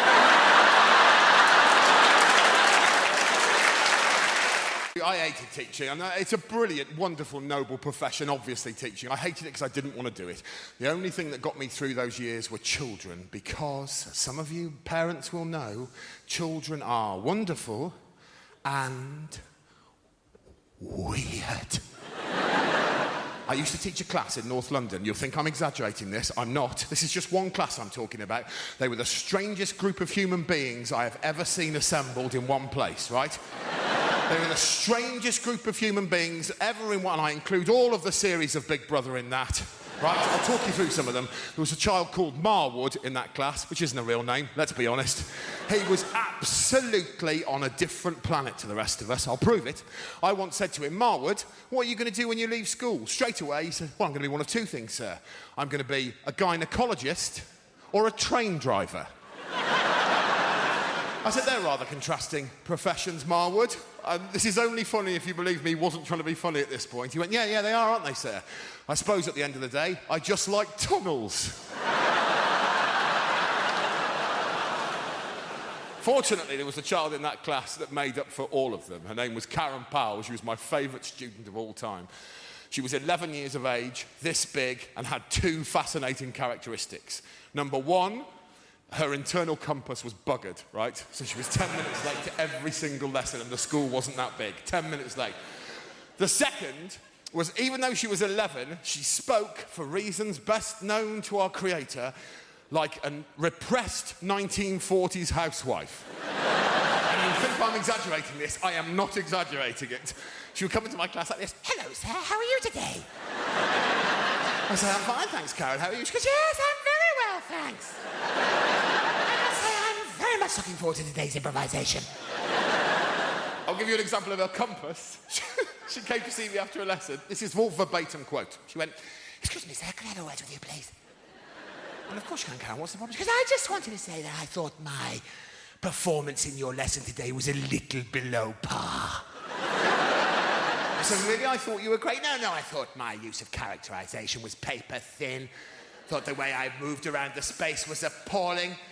And my group work was something to be condemned, and I would like to offer you my most humble of apologies. I said, you listen to me, Karen Powell. You never need to apologise to me. You are my favourite pupil because you make me laugh my head off. Now go outside and enjoy your lunchtime. You've deserved it. She said, you know what? I think I will. I turned round at that point to do a little bit of admin, ladies and gentlemen. Karen was then faced with a choice. She could leave my room via the only exit, or she could go into my costume cupboard. I don't know what happened, but for safety, I'll tell you this. I locked my costume cupboard before I went for my lunch, then I went away for a whole hour. When I came back, I opened the cupboard, and I swear to you, that child was standing with her back to me in a scene from the Diddy Man remake of the Blair Witch Project, just doing this. And I went, Karen? She went, hello, sir. I said, have you been in there for a whole hour? She said, I'm rather afraid I have. I said, oh my God, I am so sorry. She said, don't you apologise to me. I've only got myself to blame. I'll see you later.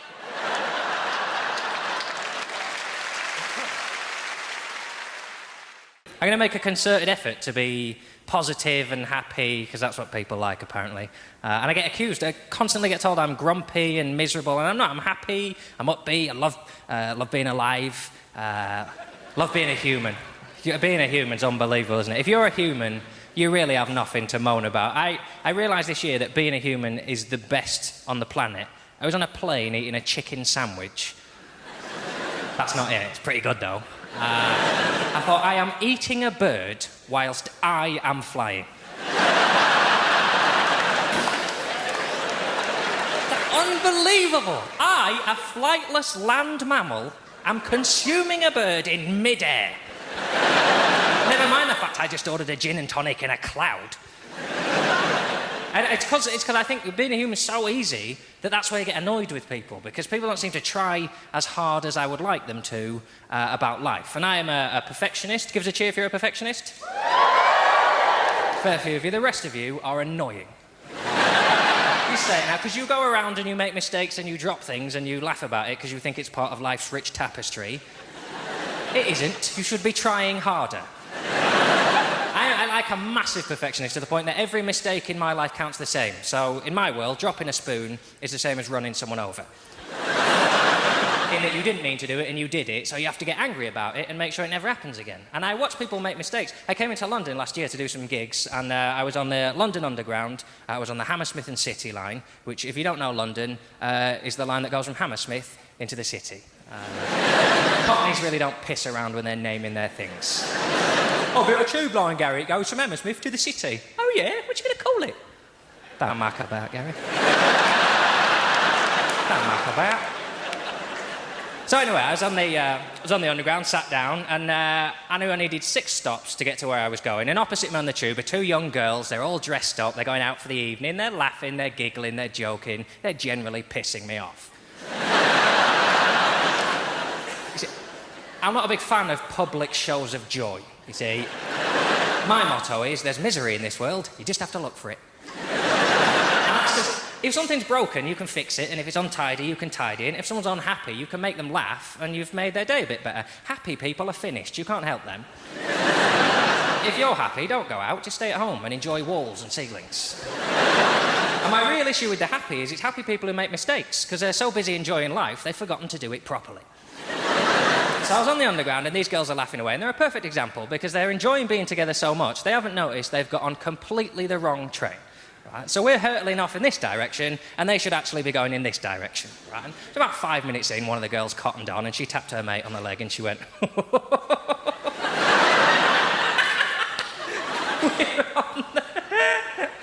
I would have been furious.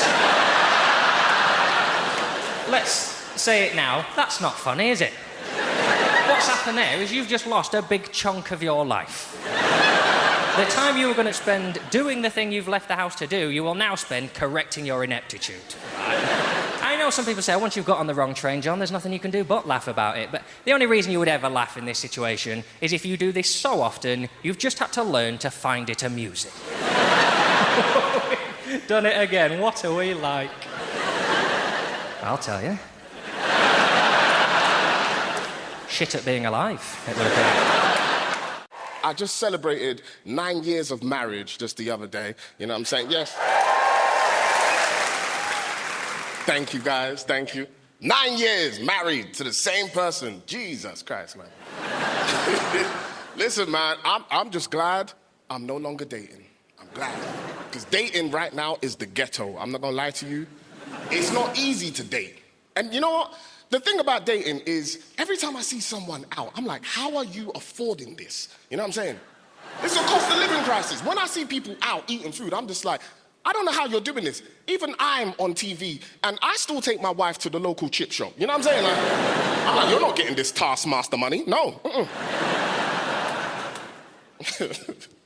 Nah, man. The dating. Back in the day, I used to get rejected a lot because I'm short. You know what I'm saying? Short guys, yeah, we don't get no love, man. Short guys. I'll be on the phone talking to girls, and I'll be like, you know, yeah, babes, I want to take you out. She'll be like, oh, my God, how tall are you? I'll be like, yeah, I'm 5 foot. Hello? Hello? I am happy. I am married, and I've got 2 wonderful children. Me and my wife got 2 beautiful children, 8 and 1, right? Now, the 8-year-old, that's a boy, right? And my boy is crazy. Make some noise if you got sons in the building, make some noise. So you know what I'm talking about.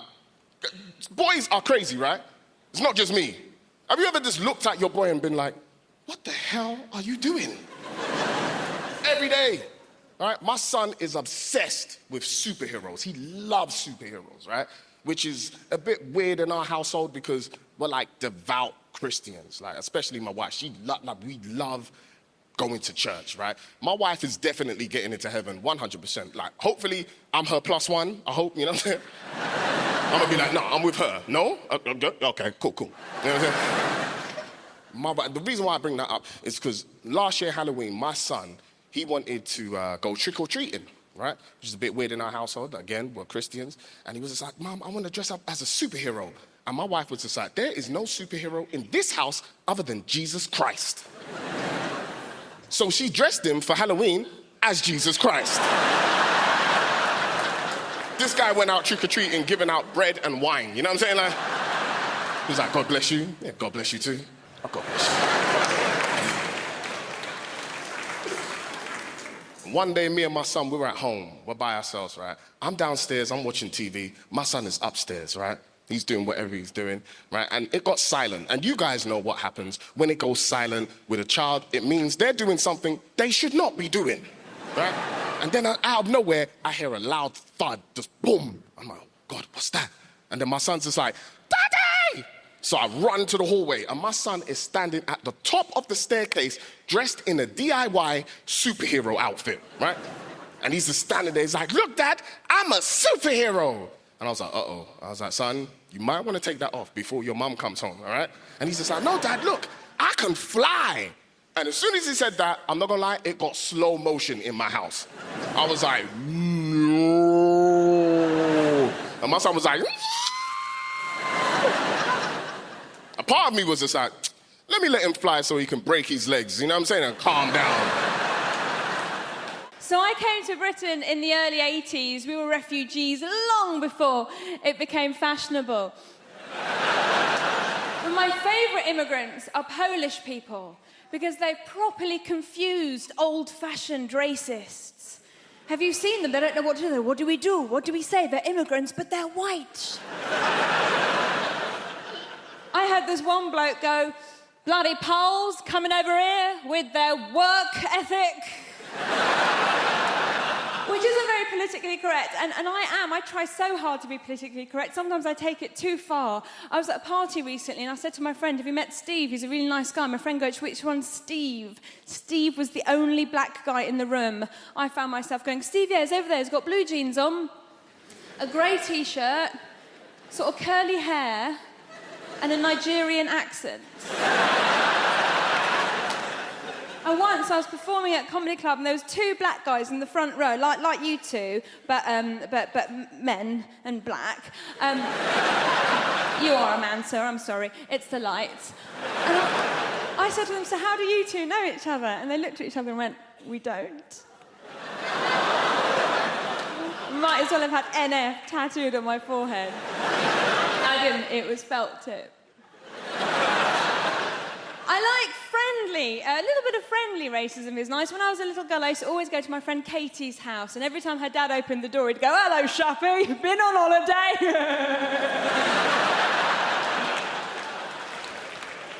So, I have a little boy, I have a baby boy, I'm a mum, and I'm looking at you, some of you are so young, I could be your mummy if I lived somewhere rural. Like a lot of women, I got to my 30s and I thought, I've got to have a baby now. Well, my mum's still young enough to look after it for me. And I went to all the antenatal classes, and this woman came up to me, one of the other mums goes, oh, how are you planning on losing your baby weight? And I was like, well, I was just thinking of having the child. And she was like, oh, I'm going to be a yummy mummy. I'm going to lose all my yummy mummy. That's just like a middle-class way of saying MILF. I was so happy when I found out that I was pregnant. And we had a scan and we knew that it was a boy. And people said to me, why did you find out the sex of your baby? Didn't you want a surprise? Well, it's going to be a boy or a girl, do you know what I mean? The only surprise would have been if it was a puppy. And there are no puppies in my family. There's one goat, it's not a blood relation. Thank goodness I have a child now. It was no fun being a broody Iranian woman. Every time I said to people, my body clock's ticking, they'd hit the ground.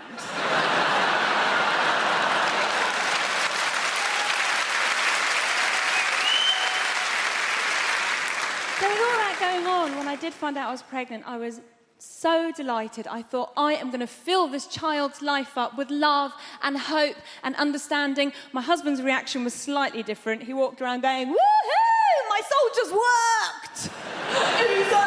Easy. It's not his. Oh, the fuss he made when he found out I was cheating on him. Only child. Can't share.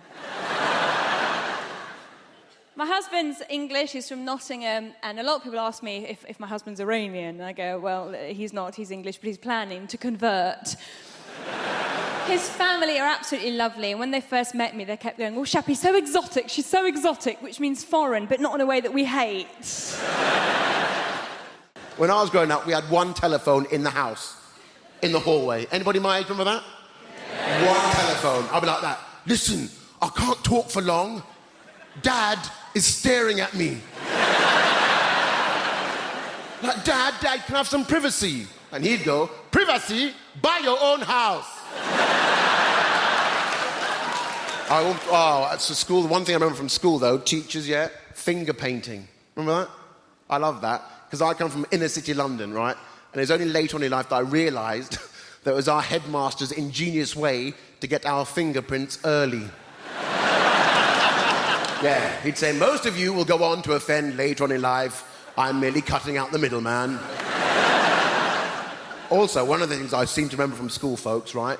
One of the main things I remember is that I'm not a very sporty child. Not sporty at all. And it dawned on me, right? If you're a white kid at an all-black school and you're not sporty, people assume you're academic. But if you're a black kid at an all-white school, you can't dance or sing, people assume you're adopted. But the one thing I loved at school was the power of the note. Forget the man who invented the television. Forget him. Forget the man who invented the internet. The power of the note. The note could get you out of anything. PE? No! I got a note. Jabs? I got a note. If only the note could follow you later on in life. Can you imagine me in the military, in a Chinook helicopter over Afghanistan?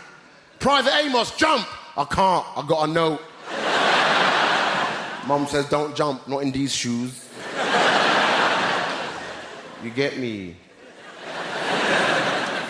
And the leader of the free world, Barack Obama, wow, look at that. If Barack Obama was a kid at my primary school and said to my careers advisor, I want to be the president, the careers advisor would have gone, well, Obama, obviously a temporary careers advisor, I can definitely see you on the campaign bus, driving it. Also, folks, I want to be a bit honest as well with you tonight. I'm very much into same-sex relationships, because I think it's very important that you're both into the same kind of sex. Otherwise, it can create friction.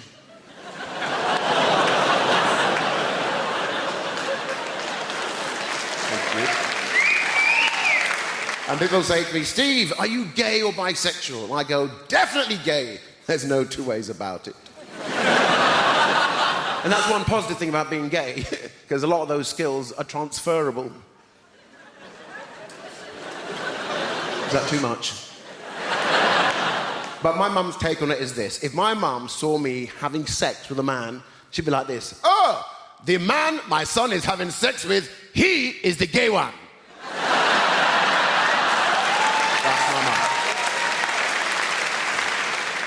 But my friends, you know, they're quite bad at trying to set me up. I say to them, I like a man in uniform. Barry from B&Q wasn't quite what I had in mind. But as I say, I'm having fun at the moment doing this job. And you look at me, yeah, I've actually been asked to host the Live of the Apollo. Yeah.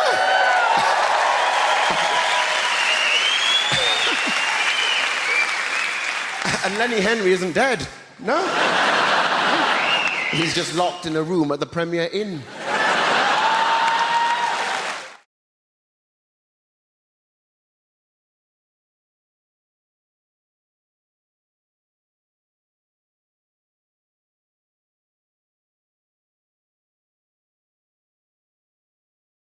London, just a city dragging itself up by its cranes to ever new heights of unaffordability. It's been that way for years now, right? It's just a playground for the super wealthy and their offspring. And I'm not from that sort of background myself, regardless of what you may think from the way that I just pronounced the word years.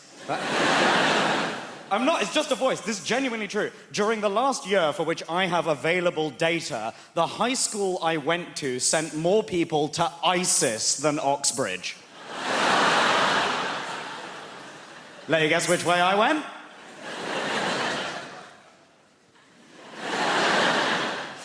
Pleasure to be here. Allahu Akbar. Lock the doors.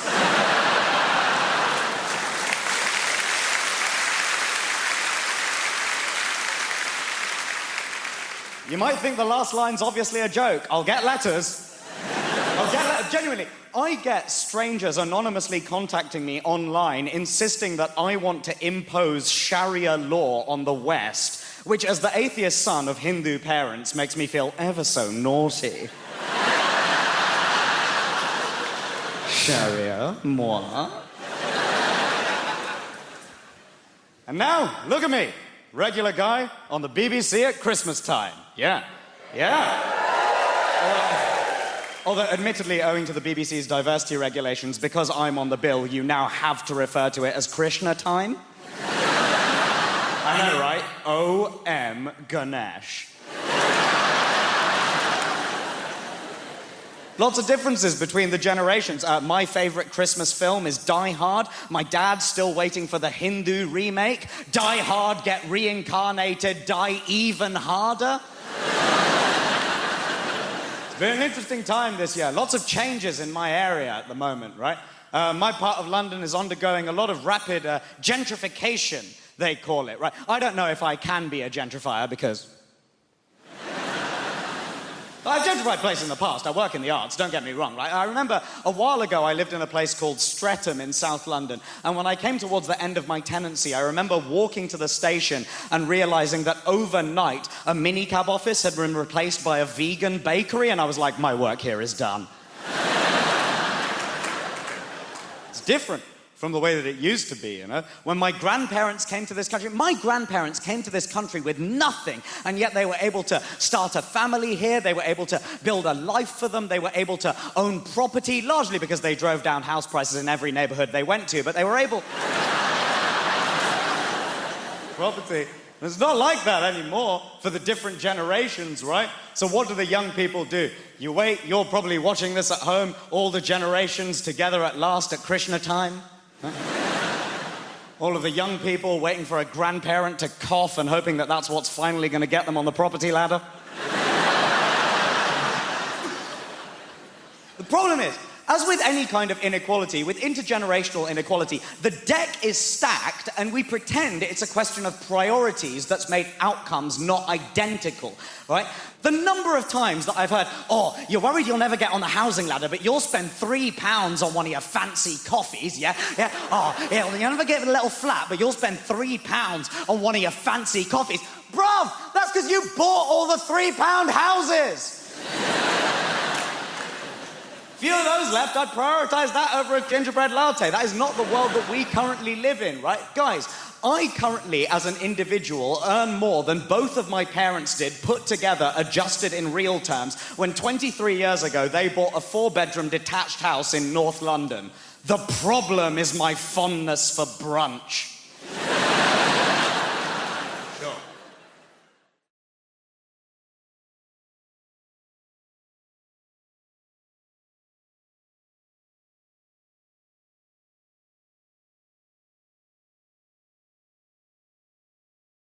I hope I haven't offended anybody. You don't know. You can talk about whatever you want on stage. Nobody gives a toss. You talk about cats. Don't talk about cats on TV. You know? Even if it's a funny thing about cats. Like Cat in the Bin. Remember that? There was a week of Cat in the Bin. A week of a cat going into a bin.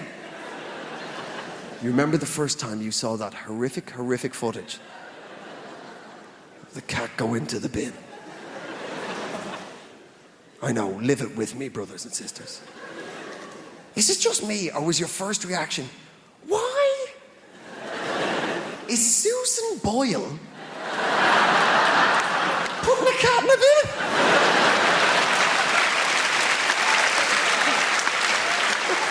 What the hell's going on? Genuine, my first reaction when I saw the cat go in, I've turned into such an environmental idiot as I've got older. Genuine, my first reaction when I saw the cat go into the bin was, oh God, no, wrong bin. A cat is 100% recyclable. You never know, man. I love the news. And the tabloids. I love the tabloids, man. But are they creepy? Oh, you better believe they are. Here's a classic example, lad. The Middletons. Kate and Pippa.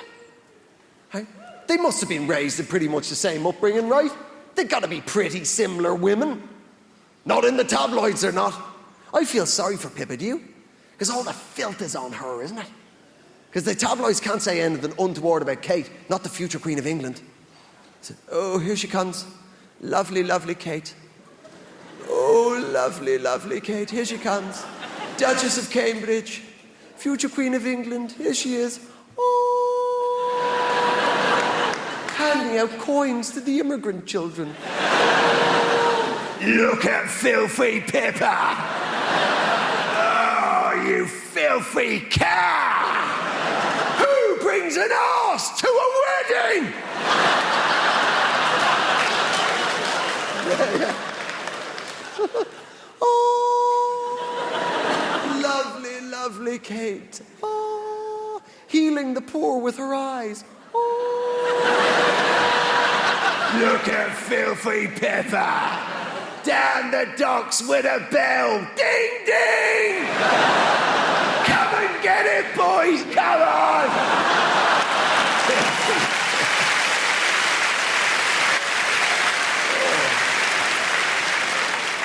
That's all I'm saying, people. I hope I haven't offended anyone. You just don't know when you're a comedian. I'll give you an example of this. I did a gig for the biscuit industry. That's right, people. I work for the biscuit industry. No, I know. It was terrifying, man. It was 15 biscuit businessmen. And I was dreading it, man. You know, not like this. I knew you were going to be good. But it turns out they were great. They were fantastic. And that's why I said it. I only said it because they were good. And I didn't walk straight on and say it. At the end of the gig, I went, listen, you've been fantastic. They were like, more. I'm like, no, I can't. I have to go do another gig. But before I go, can I ask you something? They're like, yeah. Anything? Yeah. It's about biscuits. Yeah. This is all I managed to say before the whole crap house went up in flames. Wagon wheels. They're the same size as they've always been.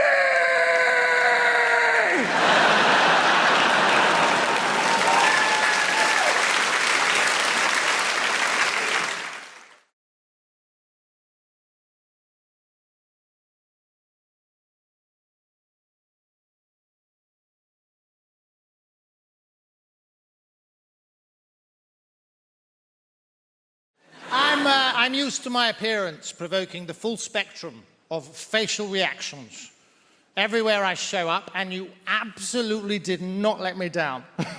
You were delighted, weren't you? You gave me some wonderful face when I came up here. You looked at me like your mother-in-law just cancelled dinner. I've been lucky enough to travel, and I'll never forget my first trip to Australia. I went to a place called Perth. I got off the plane. First person that saw me said the following. Hey, mate! Hey, mate! Why is Freddie Mercury wearing a kimono?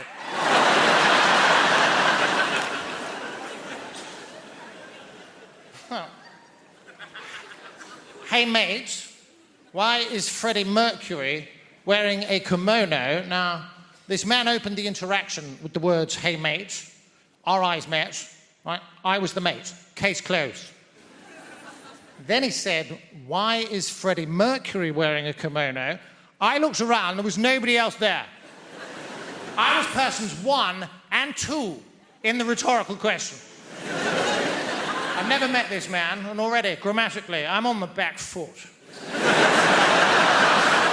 I wasn't going to put up with that. You would have been proud of me. You can't show any weakness. I summoned up every ounce of testosterone in my body, and I fired it ocularly at this chap. And I said, I think you'll find that this is a smoking jacket. Yeah, I showed the bugger. There's a lot that's not made sense, though, and one of the things that I still struggle with to this day is how uptight us Brits are. I didn't realise in the UK, how are you is a rhetorical question. How are you is a rhetorical question. If somebody from the UK asks you how you are and you tell them, they would be mortified. Now, there are geographical anomalies, I'm delighted to say. If you ask somebody from Liverpool how they are, they will tell you. 10 times out of 10, and I love them for that. Now, from personal experience, they oscillate wildly between two very distinctively different states. The first one is thus. How am I? I'm sound, mate. I'm buzzing. I'm having a belter. Do you know what? Work's sound.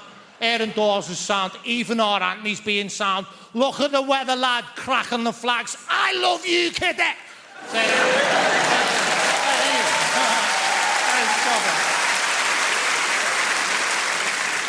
Apologies for the accent, by the way. I have the ability to blend in seamlessly with my environment wherever I go. I feel an energy, I match it, we become almost indistinguishable. Silly. Now, that's the first state. Now, the second state of Scouse being is rather different, and it is as follows. I'm fuming, lad. Don't you start, lad. I am fuming here, mate. I'm fuming. I am fuming. I'm up the wall with work. I've seen me arse with my dad. Everton are being shite again. You're doing my fucking head in. I am fumigating naked.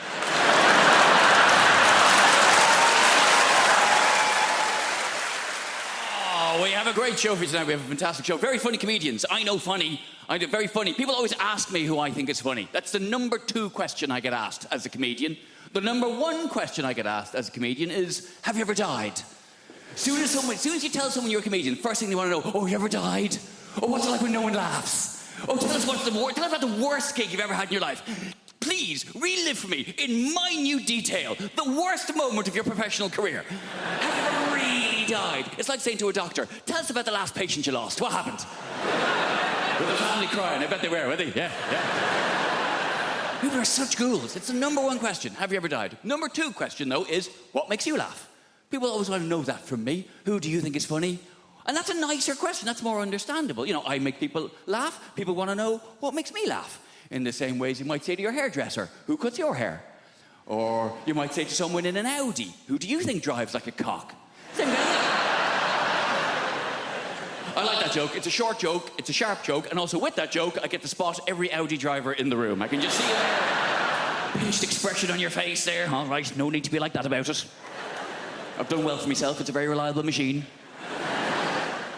And the fact that I can tell you're an Audi driver by the expression on your face means technically you've just given a form of indication. So well done. Good for you.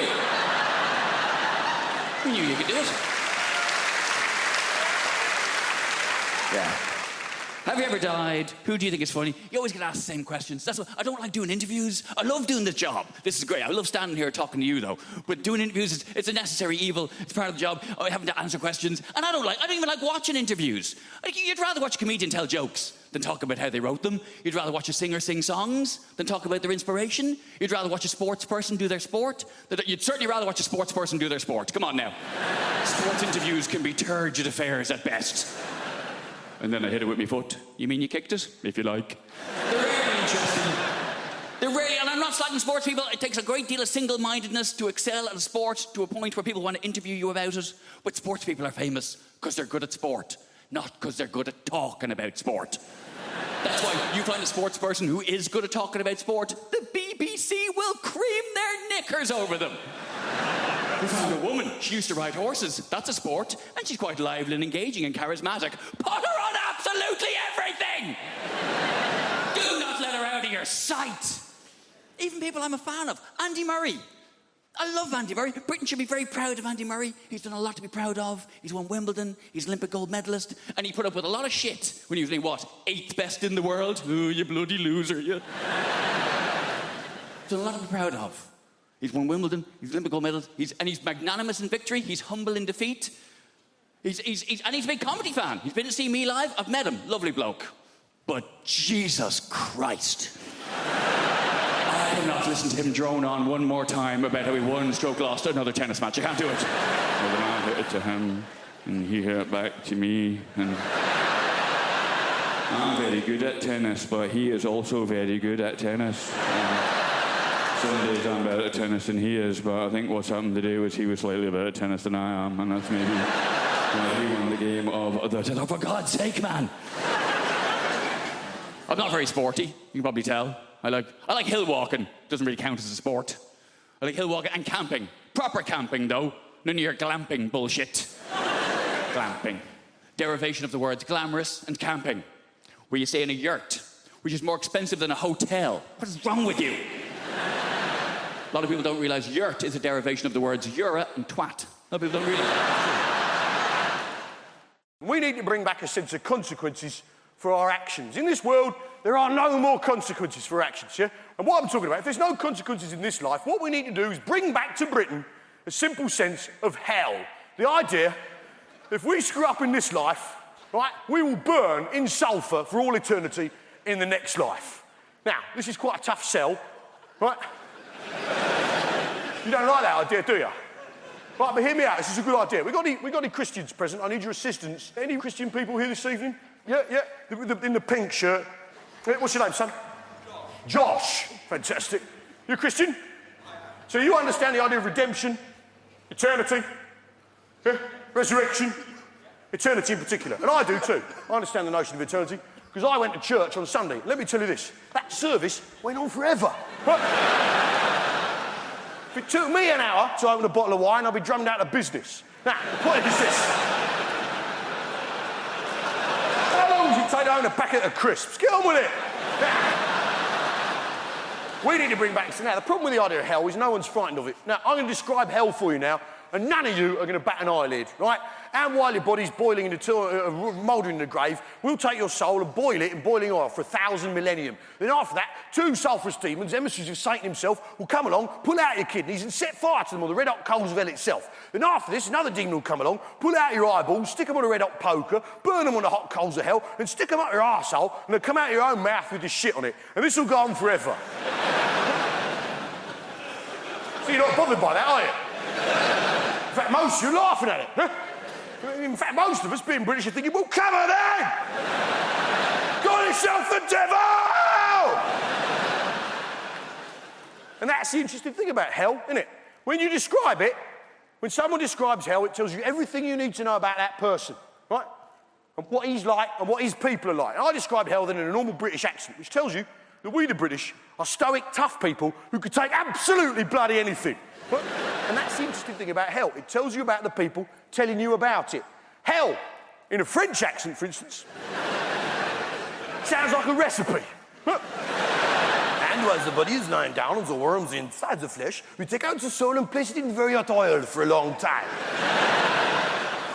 Then, once it is tender, 2 demons come together at once, remove the kidneys and place them on the hot coals with a little white wine vinegar, some sea salt, and some rosemary, and cook them till they're brown on the outside but still pink in the middle. Then after this, we take the eyeballs, place them on the hot coals, cook them till they're crunchy on the outside, runny in the middle, on the hot poker, stick them up the arse, they come out the mouth with the shit on. It is delicious. Absolutely delicious.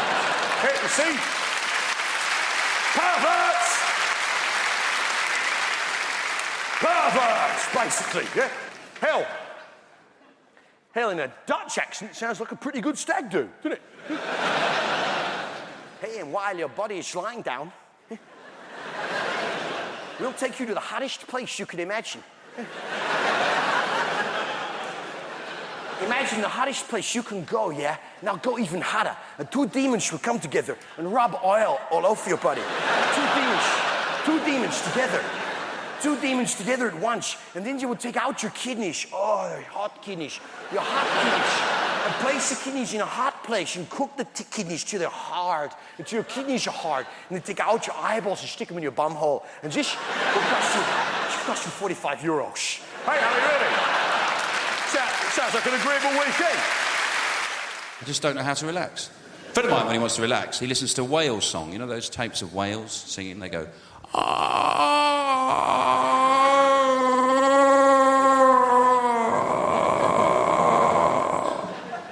I think, firstly, they're not singing, are they? No, they're faxing.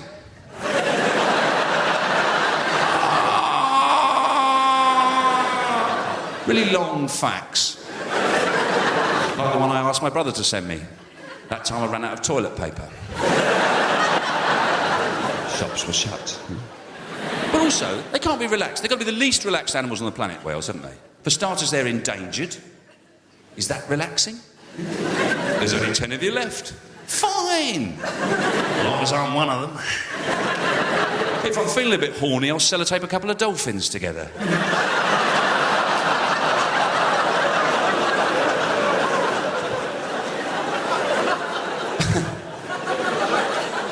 But not only are they endangered, they're the biggest animals on the planet, whales, aren't they? They're enormous. Me doing that doesn't really get across how big they are. They're massive. But they eat the smallest, don't they? Plankton and krill, tiny little creatures like that. Imagine you're a great big animal. You're starving hungry. You never get a good bite of anything. Never get a good, oh, that was bloody lovely, that was. No, just all day long shoving tiny bits of food in the side of your mouth. Oh, I'm sick of these stupid little things. Oh. I like to think of it as Jeff Capes living on hundreds and thousands.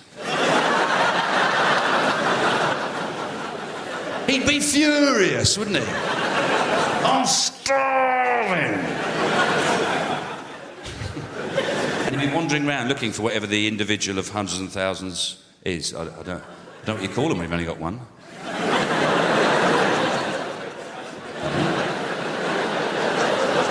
You wouldn't call it a hundreds and thousand, would you? That's far too long a word for something that insignificant. Maybe they call it a one. And then maybe we've got two of them. You've got two ones. That's confusing, isn't it? Because they can't have always had hundreds and thousands of them. Surely in the early days, when they first started making them, they must have made a few, see what they were like. I mean, that's not good business sense, is it? You've got a new product, you don't just make hundreds of thousands! We're gonna be rich! Oh, you make a few more. I don't know. It's a mystery. In America, they don't call them hundreds and thousands, actually. They don't call them that. They call them sprinkles. And unfortunately, I found that out at a gig. And that was a tough night, I tell you. There's a guy in the front row going, hundreds and thousands what? Hundreds and thousands what? I said, no, it's not hundreds and thousands of anything. They're called that. It's a cake decoration. He said, we don't call them that. We call them sprinkles. So I said, all right. I said, all right. It's like Jeff Capes, right? Living on sprinkles. I thought I'd get him a second time. He said, who the hell's Jeff Capes? I said, he's a massive bloke. I said, strongest man in the world 3 years running. Loves his grub. He said, we don't call him that. We call him Luther Vandross. So I said, all right, it's like Luther Vandross living on sprinkles. But by that point, they'd forgotten about the whales. Why the hell would Luther Vandross eat sprinkles? He's a millionaire. He could have steak every day. You saying he's too dumb to go and find his own food? He's got to go around eating little bits of cakes? Are you racist, buddy? Is that your problem? So I just did a couple of knob gags and got off.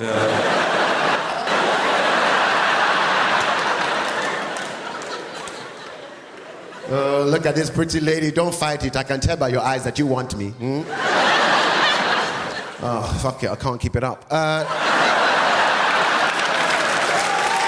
all a joke. I've never left the country. Good evening, folks. Very, very, very pleased to be here tonight. I want to tell you a bit about myself, because I've started off quite aggressive, so I'll pull back, right? My parents arrived in London in the 60s. And London in the 60s was very, very similar to Australia now. No real diversity, right? I remember my first day at primary school, I ran into the classroom, I ran straight back home, and I went, Mum, Mum, apparently there's a black boy in my class. I can't find him anywhere. So you young people, you're very, very lucky, right? Young people. How old are you, son? Right there, you. 16? What year were you born? 91. 1991. Did you hear that noise? That's called jealousy. There are people in this room with underpants and socks older than you.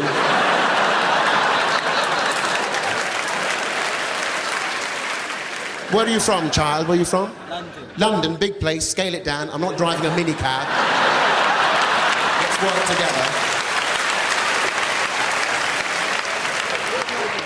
Kilburn, North London, yeah. South London, representing.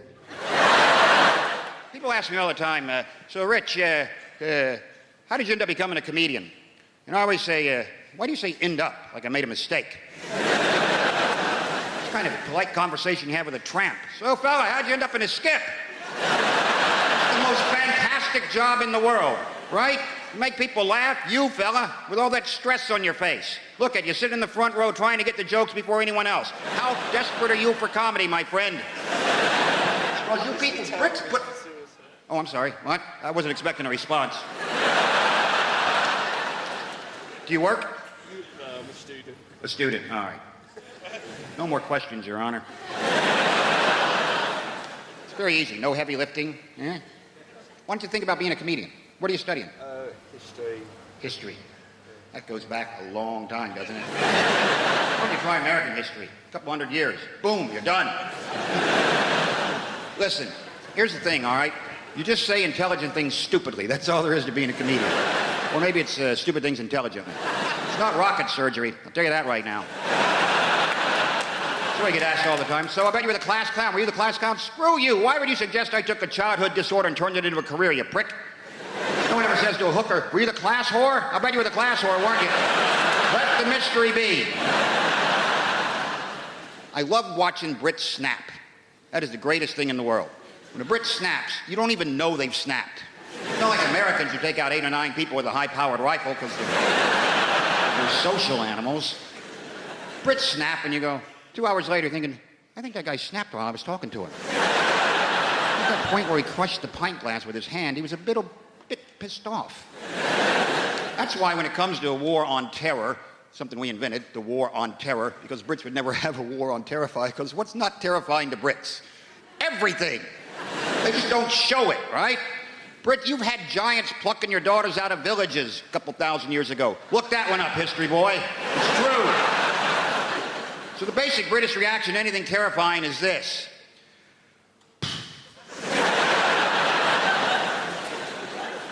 How much is this going to cost? You can't really terrify. That's why I'm pretty sure the war, the whole terrorism thing, I think the terrorists have just kind of given up on Britain, because what can they possibly do, right? Listen, I would never compare the scopes of tragedy of, say, the World Trade Center to the bombs that blew up in London, but the reaction is completely different, right? America still has this entire culture of fear about terrorism. It's basically manifests itself by terror alerts being scrolled across the bottom of the TV screen by color. No explanation whatsoever. Just today's terror alert is orange. Now back to our show. What the hell was that? What does that mean? Orange, that's hunting accidents, roadworks, right? That's not good. It means be very, very aware of terror. So dwell on it now and then. Whereas in Britain, they blow up the buses in London, next day people are back at the bus stop waiting for the bus, right? And complaining about it because they're Brits. Bus is late. I mean, it's late. The one yesterday blew up. Yeah, well, that was yesterday. Today's today. I live in the present and the bus is late. That's why when you watch a Brit snap, right, you got to get really close to them. They'll pick a high street and just corkscrew for a while. That's...